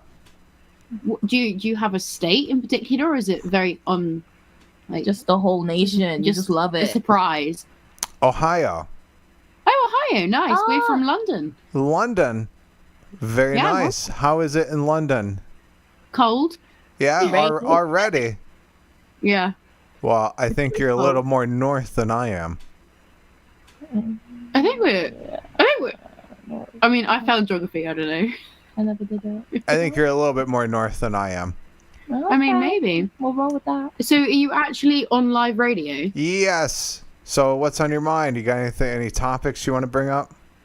I don't know. I guess support Black lives, support gay people, equality for everyone. I know America's very controversial with their politics, so just equality for everyone. So from the outside looking in, what is your view on that in particular? I think America is in a very risky state. How?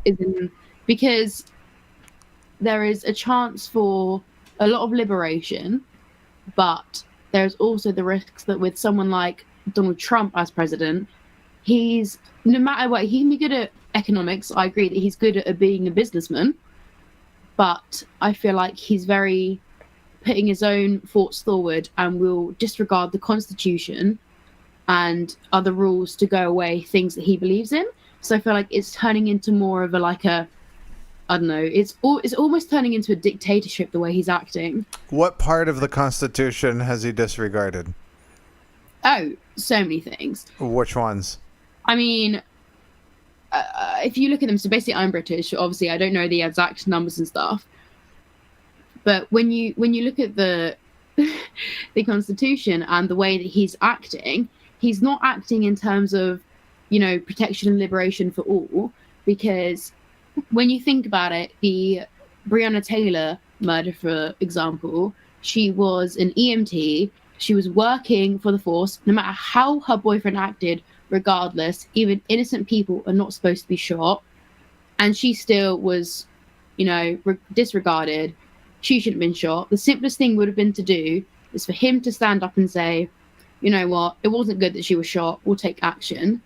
But since he's not commented on the fact that it was it was a mistake, full up. She did not need to be shot. Simple. She did not need to be killed. And regardless of how her boyfriend acted, it wasn't necessary. And if he, as a president, had just said, that was wrong, here's what we're going to do to make sure that police get accountability from here on out, it would have been a lot better. But instead, he has called every single person in support of it, a communist. He's declared the anti-fascist, the terrorist group. He's putting riots out. It's just not a good response from an outside perspective. What should the response be? The response should be straight up, she should not have been murdered. she should not have been killed, because regardless of what her boyfriend did, even then, guilty people are not supposed to be shot. And the problem is with America, and I can say this from a British country, because we've got no gun rules. Like, you can't have a gun unless you've got a license, which is for like shooting clay pigeons or whatever. And I think the problem is with America is it's a cycle. People get scared, obviously, rightfully, because they know other people have guns.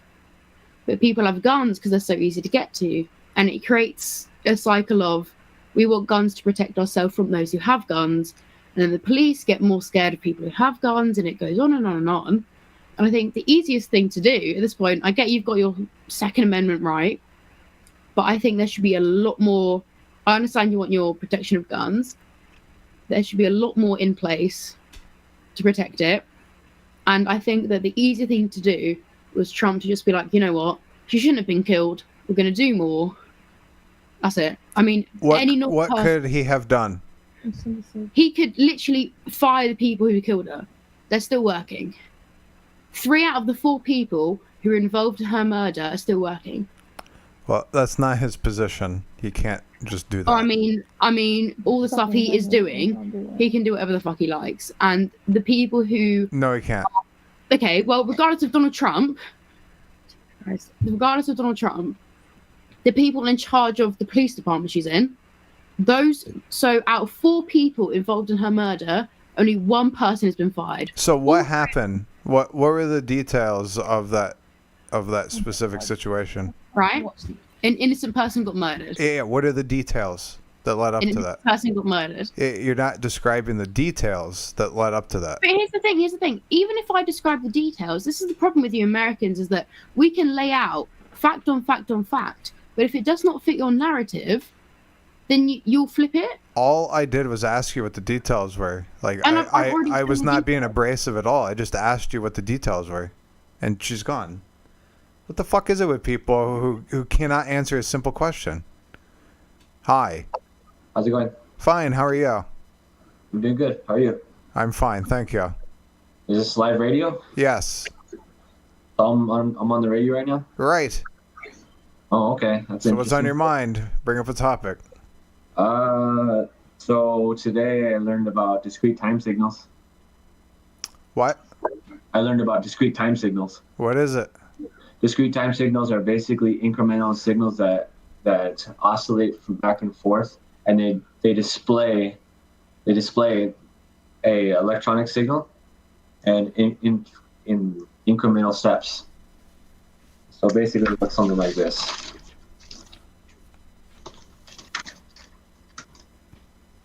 Like that. Okay, yeah. Why is it important? Why is it important? Because you can use this and find, say if you wanted to know if your kid has gone deaf, you can shoot a signal into his ear, and it responds back an output, and the output can be picked up and it can be breaking down, and if it breaks a certain threshold, then you know that your kid's not deaf. Wow, that's pretty cool.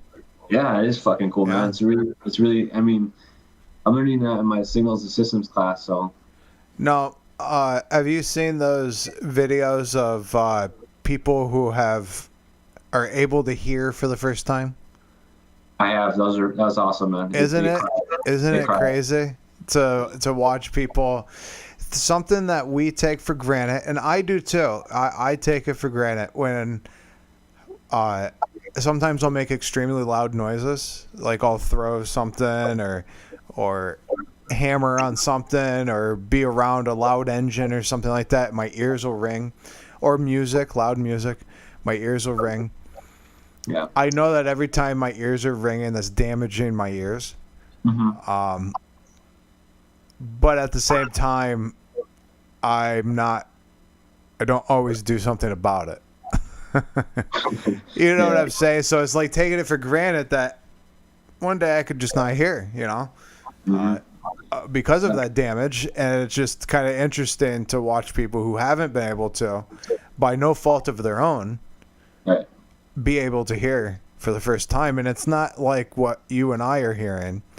It's probably very muffled, but they can sense a sound vibration, and that's a huge step. Mm-hmm. Yeah. Another thing that I would have to say is very on what's on my mind is I don't like the mindset of people today. I would definitely say it's very pro chaos. What is? People that support rioting and looting, and they just try to justify it. I can't get behind that. Because if I were to put myself in their shoes and my friends try to convince me, let's go loot this store, my feet would turn stone cold. I couldn't do it, because what if someone did that to my house? I agree. I don't like the normalization of sexualization of children. That's pretty weird. Talk about Netflix? Yeah. I didn't watch it. I mean, I read something about it. I didn't watch it either. I just heard about it. I'm just like, nope. Now, with us not having watched it, it's a little hard to make a judgment on it.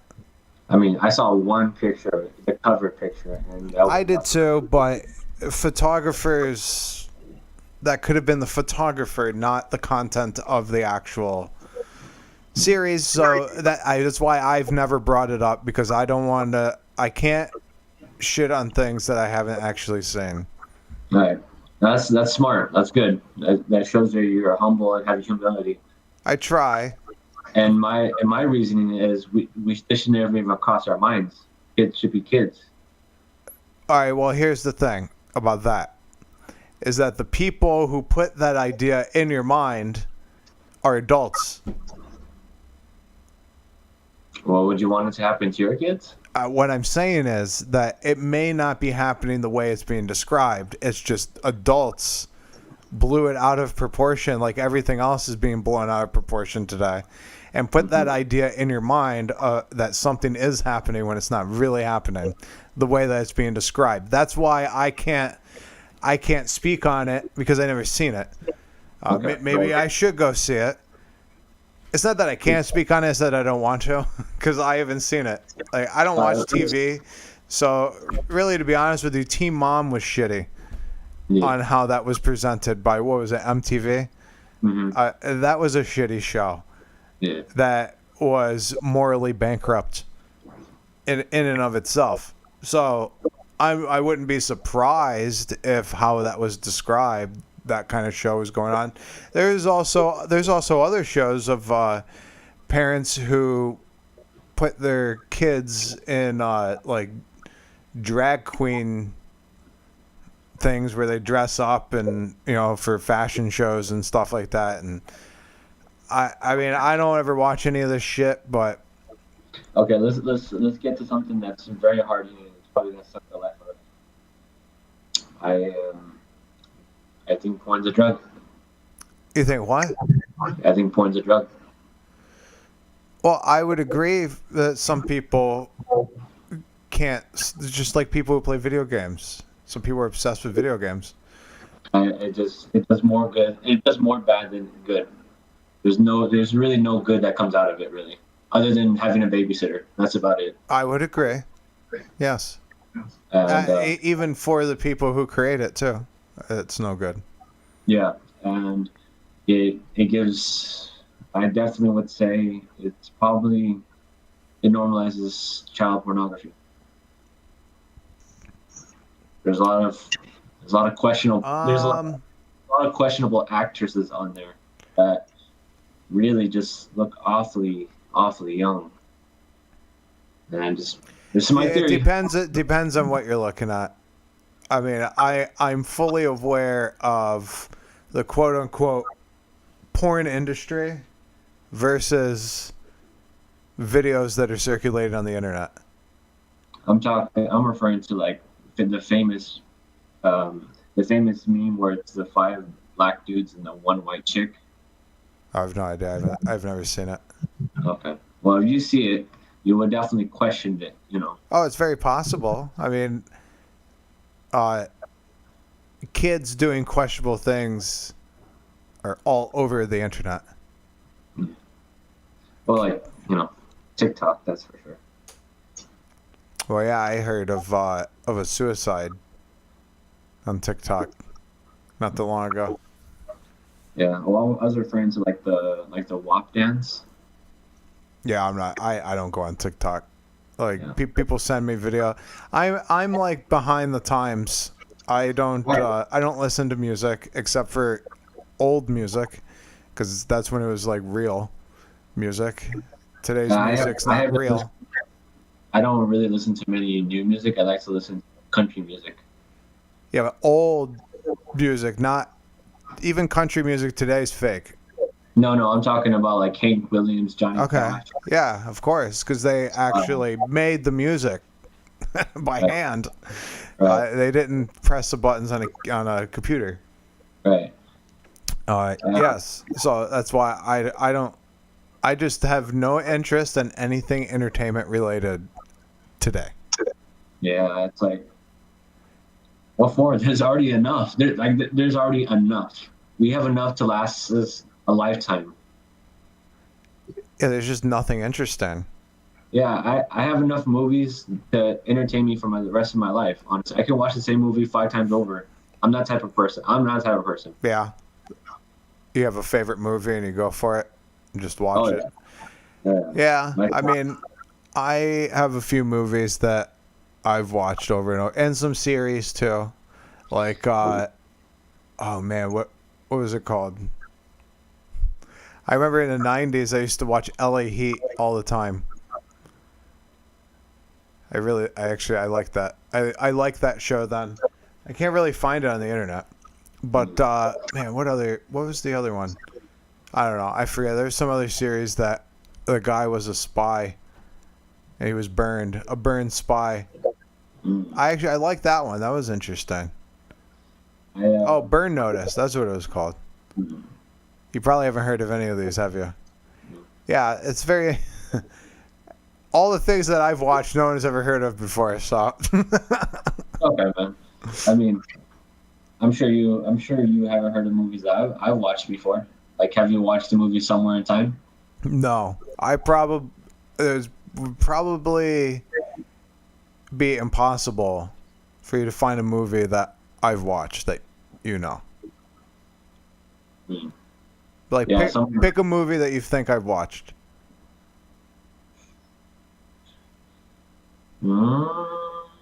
Terminator. The original one, the 1984 one. I've never watched it. I've watched it only on like TNT or something like that, where there are a bunch of commercials in it and they probably cut out a bunch of shit. I've watched a Terminator. Now, which one, I don't know. I just know Arnold Schwarzenegger and being robotic. But Arnold Schwarzenegger. If you were to ask me the plot of it, I'd have no clue. I have no clue. And it's pronounced Arnold Schwarzenegger. Okay. Yeah, that's the correct way of pronouncing it. I'm learning German right now, so. Yeah. What other movie you think? Ooh, Urban Cowboy. I have no idea. No, I don't know. Let's see. What's another movie that I watched with my mom that maybe you haven't watched? Tremors. What? Tremors. I haven't watched every old movie. I'm not old. I don't know how old you are, but you kind of look the same age as me.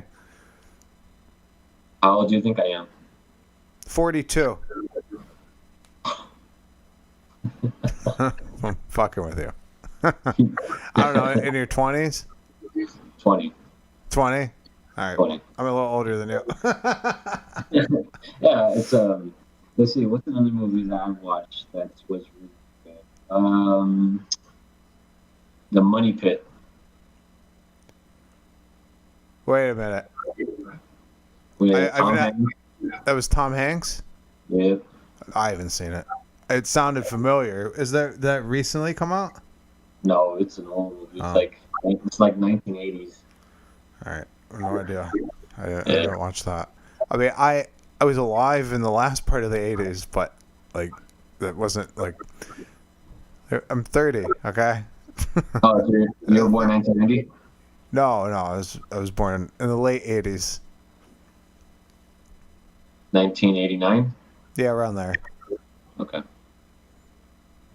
So, yeah, I can't really think of another movie. So the 90s, like, well, shit, you're 20. You were born in 2000? 99. Oh, okay. So, But I don't consider myself millennial. You missed a lot in the late 90s.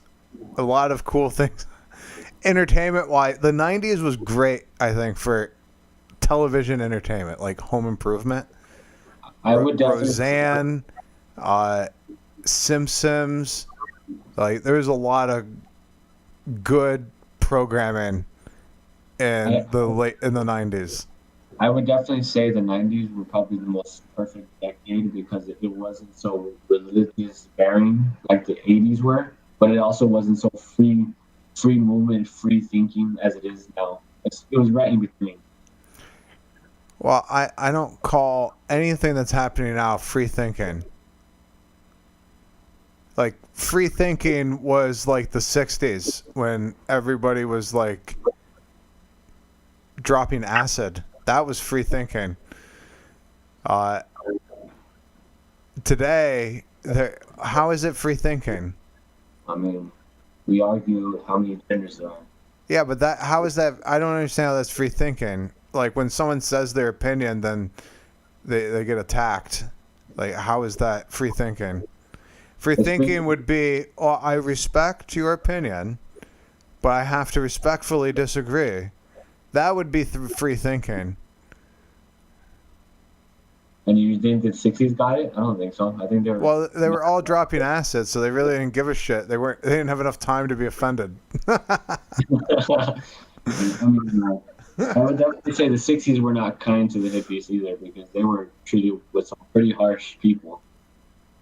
Yeah, but it was different than today. No one went to those people's job and said, cancel them. Oh, I see what you're saying, yeah. Let's put it this way.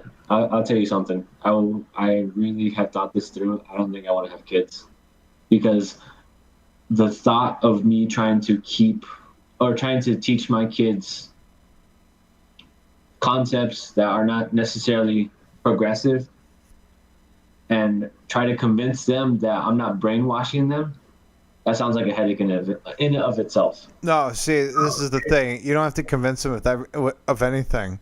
You just have to carry yourself in a respectful manner, and they'll want to emulate that. Ooh. That's good. I'd like to hear that. And not only that, it's more what you do, not what you say. So, like in my case, I do a lot of doing. You know, if, for example, I wanted to buy a computer, and I was like, I'm going to build one. You know, I have a server. I built that. So rather than just buying one, I'll build one. I need an air compressor. Mine's going to shit. So I was looking around to build one. Fortunately, it costs way more to build an air compressor than it does to just buy one. So that, unfortunately, and when I say more, I mean like a lot more. And I'm just not comfortable enough welding my own tank. Mm-hmm. The reason being, I would have to learn the industry standards so that it doesn't explode. That's kind of my biggest issue with welding my own tank. Well, if you just buy a tank, it's as much as buying the air compressor. So, like, what's the point? Yeah. But I mean, it is interesting. Like, I know how air compressors work pretty well, and this one that I'm going to buy, if something were to go bad on it, I'll just replace the parts. At least I got the tank. So it's kind of where I'm going to go with that now. But that, to me, the people who do those sorts of things, who And it doesn't necessarily have to be that. It could be in computer. You could be computer programming. You know, builders. Builders seem to be more, for lack of a better word, conservative. Not necessarily have conservative religious values or political values, but more practical. If you understand what I'm saying. No, I don't. Give me an example. And be harsh with it. I can understand fully what you're trying to say. Okay, what I'm fully trying to say is that, like, I work in a factory and we make shit, and very rarely do you find, like, a super liberal, progressive type of person in that environment. Okay, I understand what you're saying now. People who work with their hands in dirty environments making things are more conservative, and I'm not saying the any type of political stigma. It's more of I do shit for myself, leave me alone, and don't steal my shit, don't destroy my shit. I built my shit, so go build your own shit. That type of thing. Do you understand what I'm saying? I understand exactly. The people who want to, the progressive type likes the taxes, likes the welfare, because it takes from others and gives to other people. And the people who build don't like that. Does that make sense? Yeah, I mean, why work hard when it can just be handed to me? Right, but you're taking it from the people who build. And the people who build don't want to build and have what they created stolen from them. That's why most people who make things, in my experience, are more conservative people. They seem to always be. You go ask an auto mechanic. Go ask an auto mechanic if he's for raising taxes. I'm sure he's not for raising taxes. Go ask a machinist if he's for raising taxes. I'm sure he's going to say no either. He's for lowering taxes. Yeah. What do you think? Is my analysis accurate in any way? And say for sure, I'm a 20-year-old kid that's going to school to become an electrical engineer. All right. I'm so busy with my schooling right now that this is the only time I get to socialize at 8, 7 o'clock. Yeah. Otherwise, I'll be studying my degree. So I can't. Yeah, I can't tell you. Hey, I actually appreciate what you're doing. A lot of people go to college. You're very smart for doing what you're doing. May I correct you? Well, you go ahead. I'm not smart. I care. Well, that's good. That shows intelligence. Does it though? That absolutely does. You look at the people who mismanage their lives. Where's the intelligence in that? And when I say mismanage, I don't mean tried to start a business and failed and now has, debt because of it. And then, and that's different. Those are intelligent people. Intelligent people fail. And intelligent people find themselves in bad situations. What I'm talking about, people who are not intelligent, is like going to school for anything of the arts.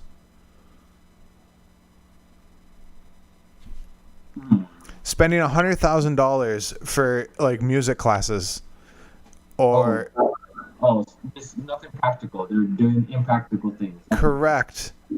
Yes. I don't understand where the intelligence. Yes, you want to do that, and I would want to do that too. Like, that would be fun. It's not practical. It's not going to put food on your table, a roof over your head. Who hires someone other than like a band teacher in a practical setting that you would be able to use those skills. There's a lot of things that college has that are not based on a skill set that's needed in the real world. Right. That's where I look at those types of people as not so intelligent people. I can see you on it. But to me, I think intelligence comes down to how perceptive you are on certain topics. Like, for example, like if you're asked to draw a box but you can't cross any lines and you were able to draw a box while going outside, that's smart right there. But anything that revolves around how much you care, I don't think that's I don't consider that smart in my eyes. I just consider that how much you care about others, yourselves, and that really shows how big your heart is. Because I want to use my degree in not only make a good financial stability for me, but also use it to help others, in the engineering aspect. It just really comes down to how much you can care, because you can be a smart motherfucker and don't care. I do agree. I agree with you. There are smart people who generally don't care about other people. Yeah, and that's stupid. I agree with you. Absolutely. Oh. Here, hold on 1 second. Right. Well, this was a good conversation, and I really appreciate this, and I think I want to talk to some other people. So. All right, sounds good. Well, you have a good night. You too. All right. Bye. There he goes. Hi, caller. That was really interesting, Jeff. Oh, is this me or is this you? This is you. I mean, this is me and you. Oh, hey. Okay. Well, I can't speak for you at this moment. I choose not to. But, hey, this is Munchpak coming right back at you live. Just got back from a couple of days visiting an intentional community. And you'd be kind of interested in this, Jeff. The model is a junkyard.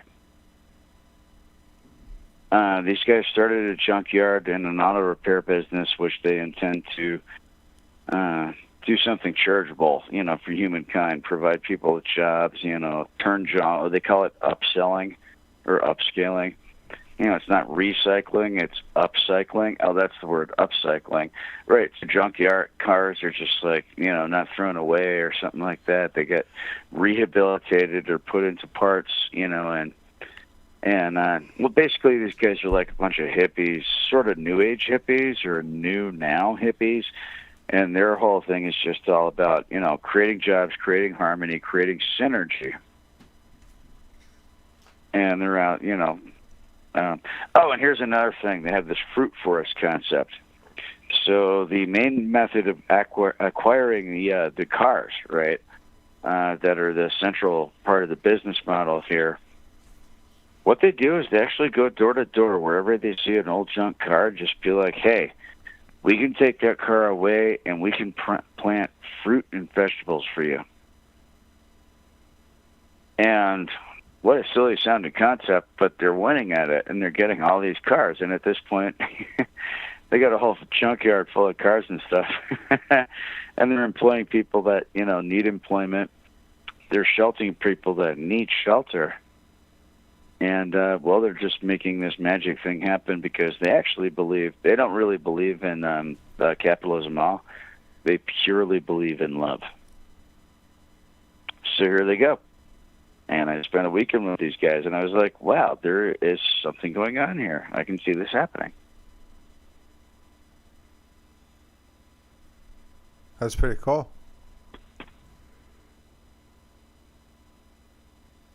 Interesting.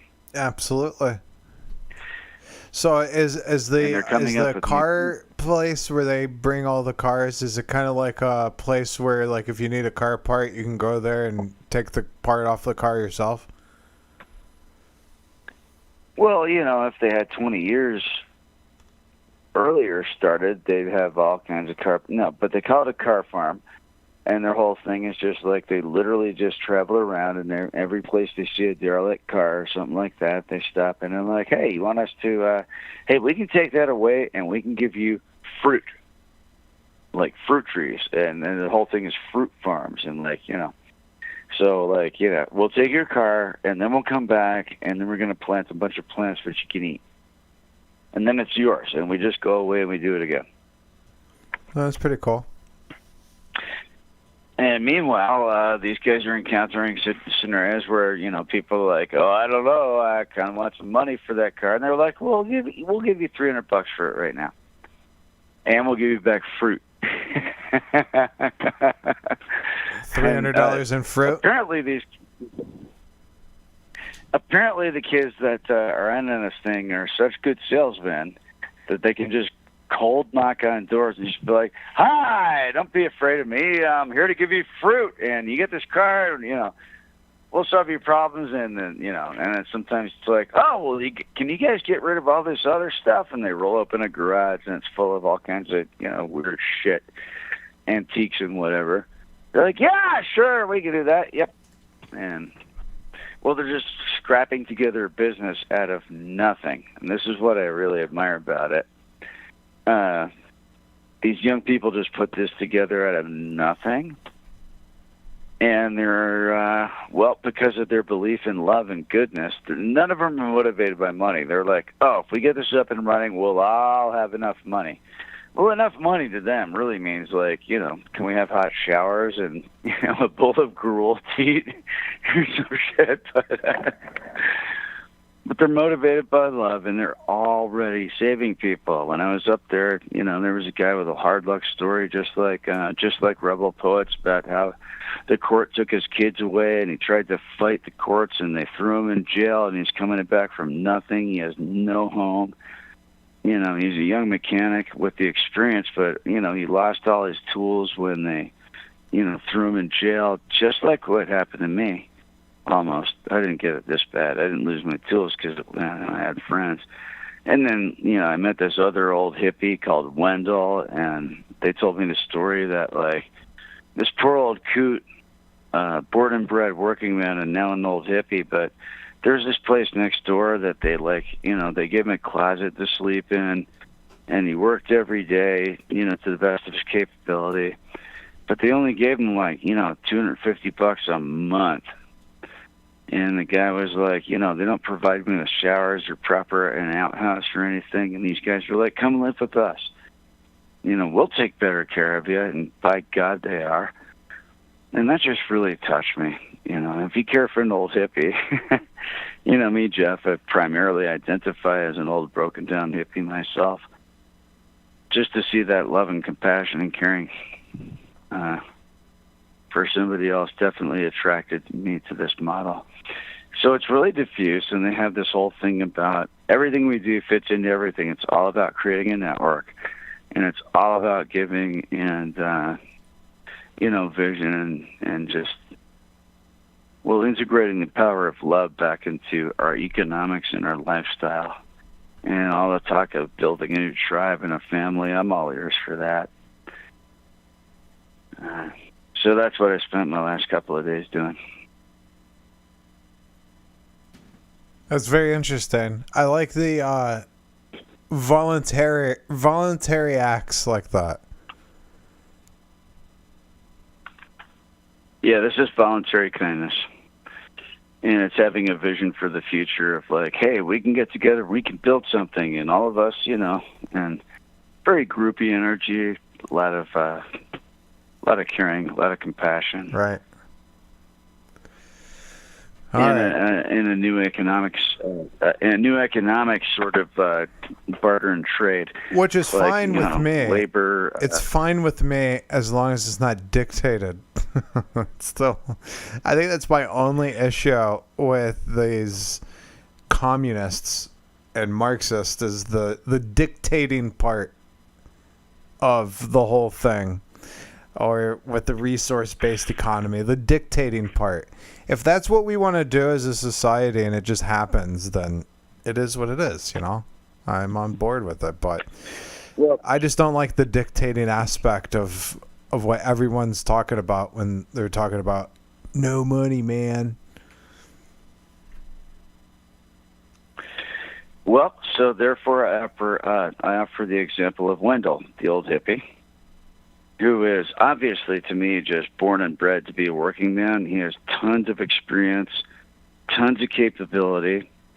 These guys are talking about, rehabilitating motor homes or fixing engines. He's like, is that what you want to do? Okay, I'll just get to work. Hey, man, I'm Wendell, man. I'm going to work. He doesn't ask nearly anything in return except for smokes and beer. And so, and so Wendell, now he's finding acceptance and better care and maintenance that he's had for a long time. And his ample skills are appreciated. And now there's some people to make sure that no matter what happens, Wendell gets fed. He has a place to sleep.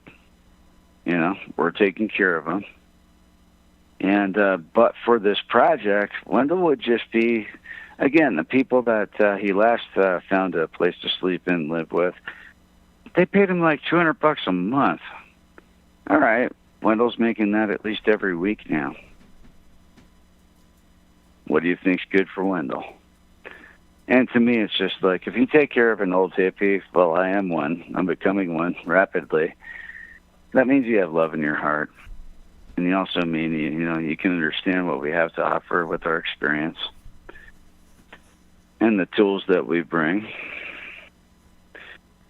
So I got re-exposed to a love economy, Yeah.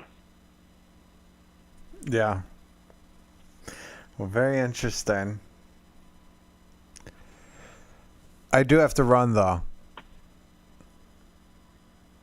Oh, you know what?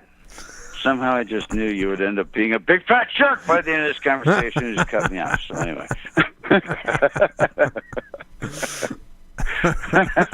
But I made my point. Yeah. So I'm reinitiating my discovery of the love economy process. So I'll keep you updated on that. All right, cool. It's well, going. yeah, definitely. That's interesting. I like what they're doing. I think that's a good thing. Oh yeah, and they also have hot hippie chicks. So I mean, come on. Yeah, definitely. You notice us Patriots have never had an oversupply of hot hippie chicks or any kind of hot chicks, actually. So, I mean, that's another fringe benefit of Now, it. do these hot I don't want chicks to tell people. have Patriot pitchforks? Do they carry them around? In torches? They're learning. We can see potential. Right now they're being mouthy chicks, but we're going to empower them. So, do you think Clem can do some donating of some Patriot pitchforks? You know what? We can count on Clem. I think we can. Yeah, absolutely. You know what? Clem lives, man. Clem lives, man. Clem. Come on, chant. Clem. Yeah. Clem. How could Clem? We all have the spirit of Clem within us, man. That's what even like. The spirit of Clem compels you. But it's like we get to have Clem and the spirit of Clem at the same time, and it's like, oh man, I don't even know where this is going to go. But I'm like, you know what? What if we just totally get together and decide what it's really like to take a shit and eat nachos and drink beer at the same time? The power of Clem can lead us there, because Clem does it all the time. So yeah, but that is just like so radical, and that's the point we're trying to get to right now, is we could be able to take a shit and eat nachos at the same time. Now, if then you we won't can even wash our hands after that. If you can shit a plate of nachos, then Clem has compelled you.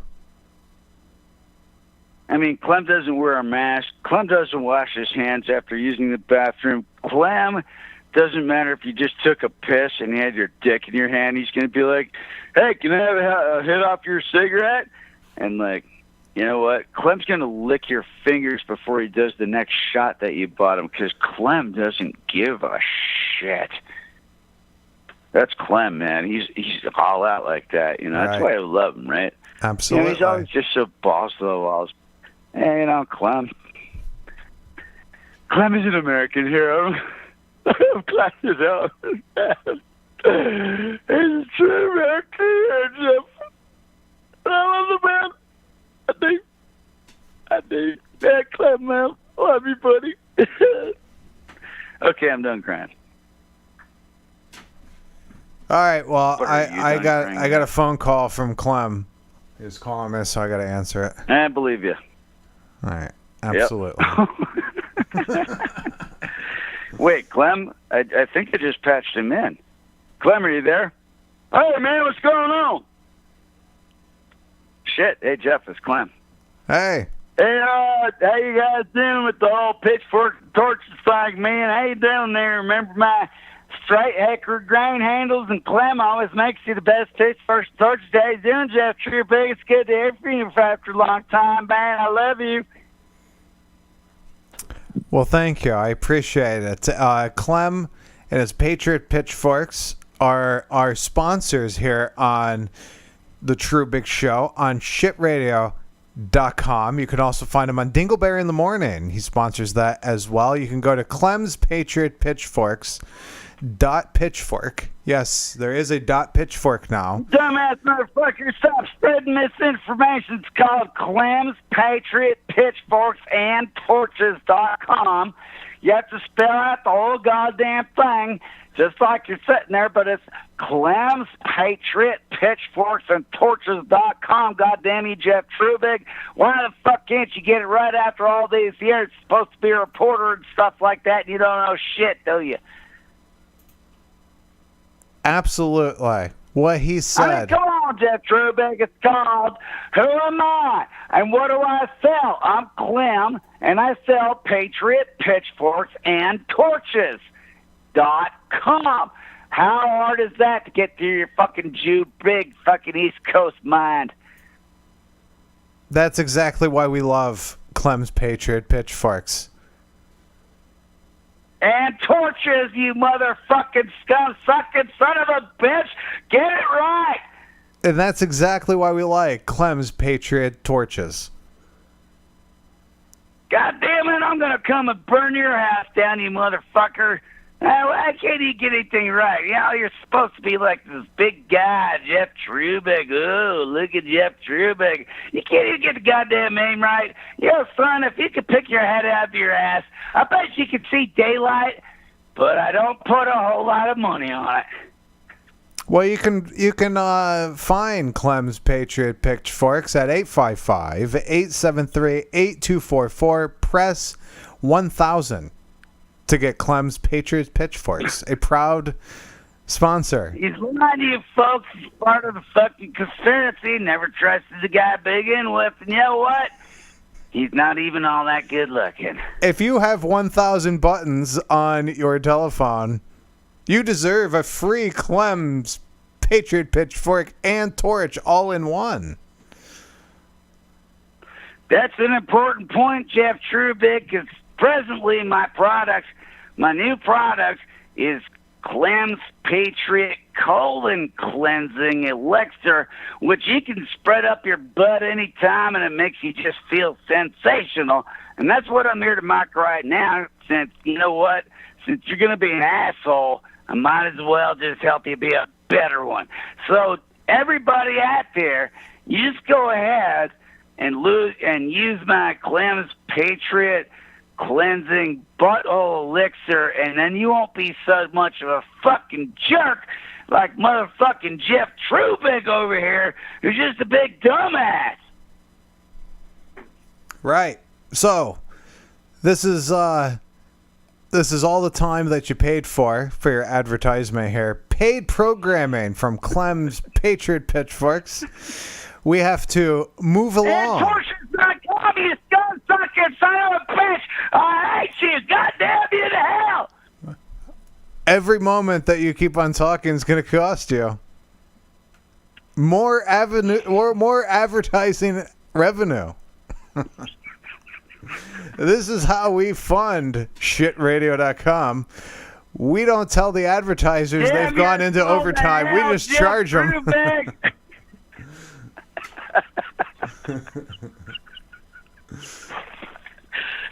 All right, well, I do have to go for reals. Yeah. Go on, you carrot! 855-873-8244. 8244. Press 1000. Oh, no. Press 1 to listen, 2 to call. Right. Thank you, Clem. Very much. More than welcome. TrewBigShow.com, a.k.a. shitradio.com. Right. Thank you. Production of Jeff Treubig. Yep. And we disavow any responsibility for anything we said tonight. Take zero responsibility for everything.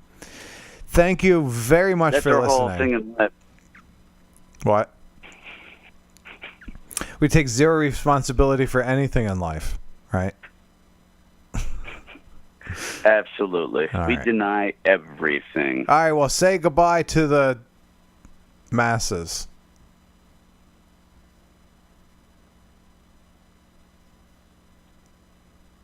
That was Clem's way of saying goodbye.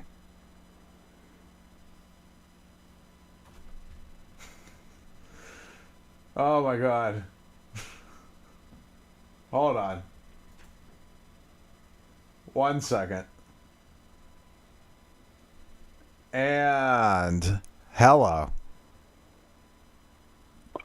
Hey, what's up, man? How you doing? I'm good. I saw you on Omega earlier, and I don't have a lot of time, but I just thought I'd call and say that last dude was probably some of the greatest audio I've ever heard in my entire life. Thank you. Smudge is great. I've known Smudge for a decade or more. He's always been great, especially on the radio show.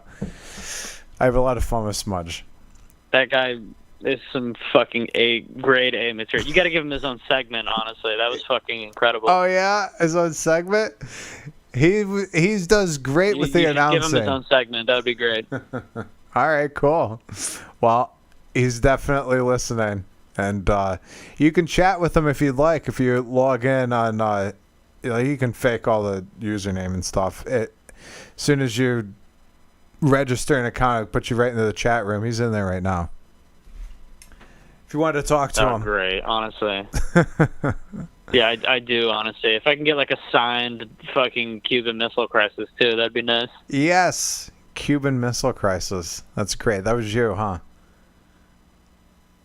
100%, man. Did you listen to the song? I haven't listened to the song yet. No, I haven't had a chance to, and I actually do have to go. But I just wanted to make that comment real quick. I'll reach out to my hero. I'll go on the website and see if I can get an autographed product from him. Thank you very much for calling. I appreciate it. No doubt, man. All right, later. There he goes. Take care. There he goes. All right, I do have to run. 855-873-8244, TrewBigShow.com. That is the website, a.k.a. shitradio.com. I'll talk to you later. Have a good day. Have a good night. I'm out. Peace. The True Big Show. TrueBigShow.com. The True Big Show. So what's the point? The point of what? Are you making a point? A point about what? You said what's the point? That would imply... Are you saying what's the point of what I'm saying? No, I'm asking you. I mean, you're asking me. You're responding with a question. You're asking me. You're using too many pronouns, man. No, I'm asking you. What's the point? When you say what? The point to what? I'm asking you, what's the point? No, you're totally responding with a question. I totally understand what your point is. I heard the sentence. I'm saying, please please explain what you mean by these words. I want you to elaborate. I want you to expand the point, on what you were saying. Of what? I want you to expand on what you're saying. About what? Specifically what? We're talking about a lot of things. Well, now I can't remember because you asked so many questions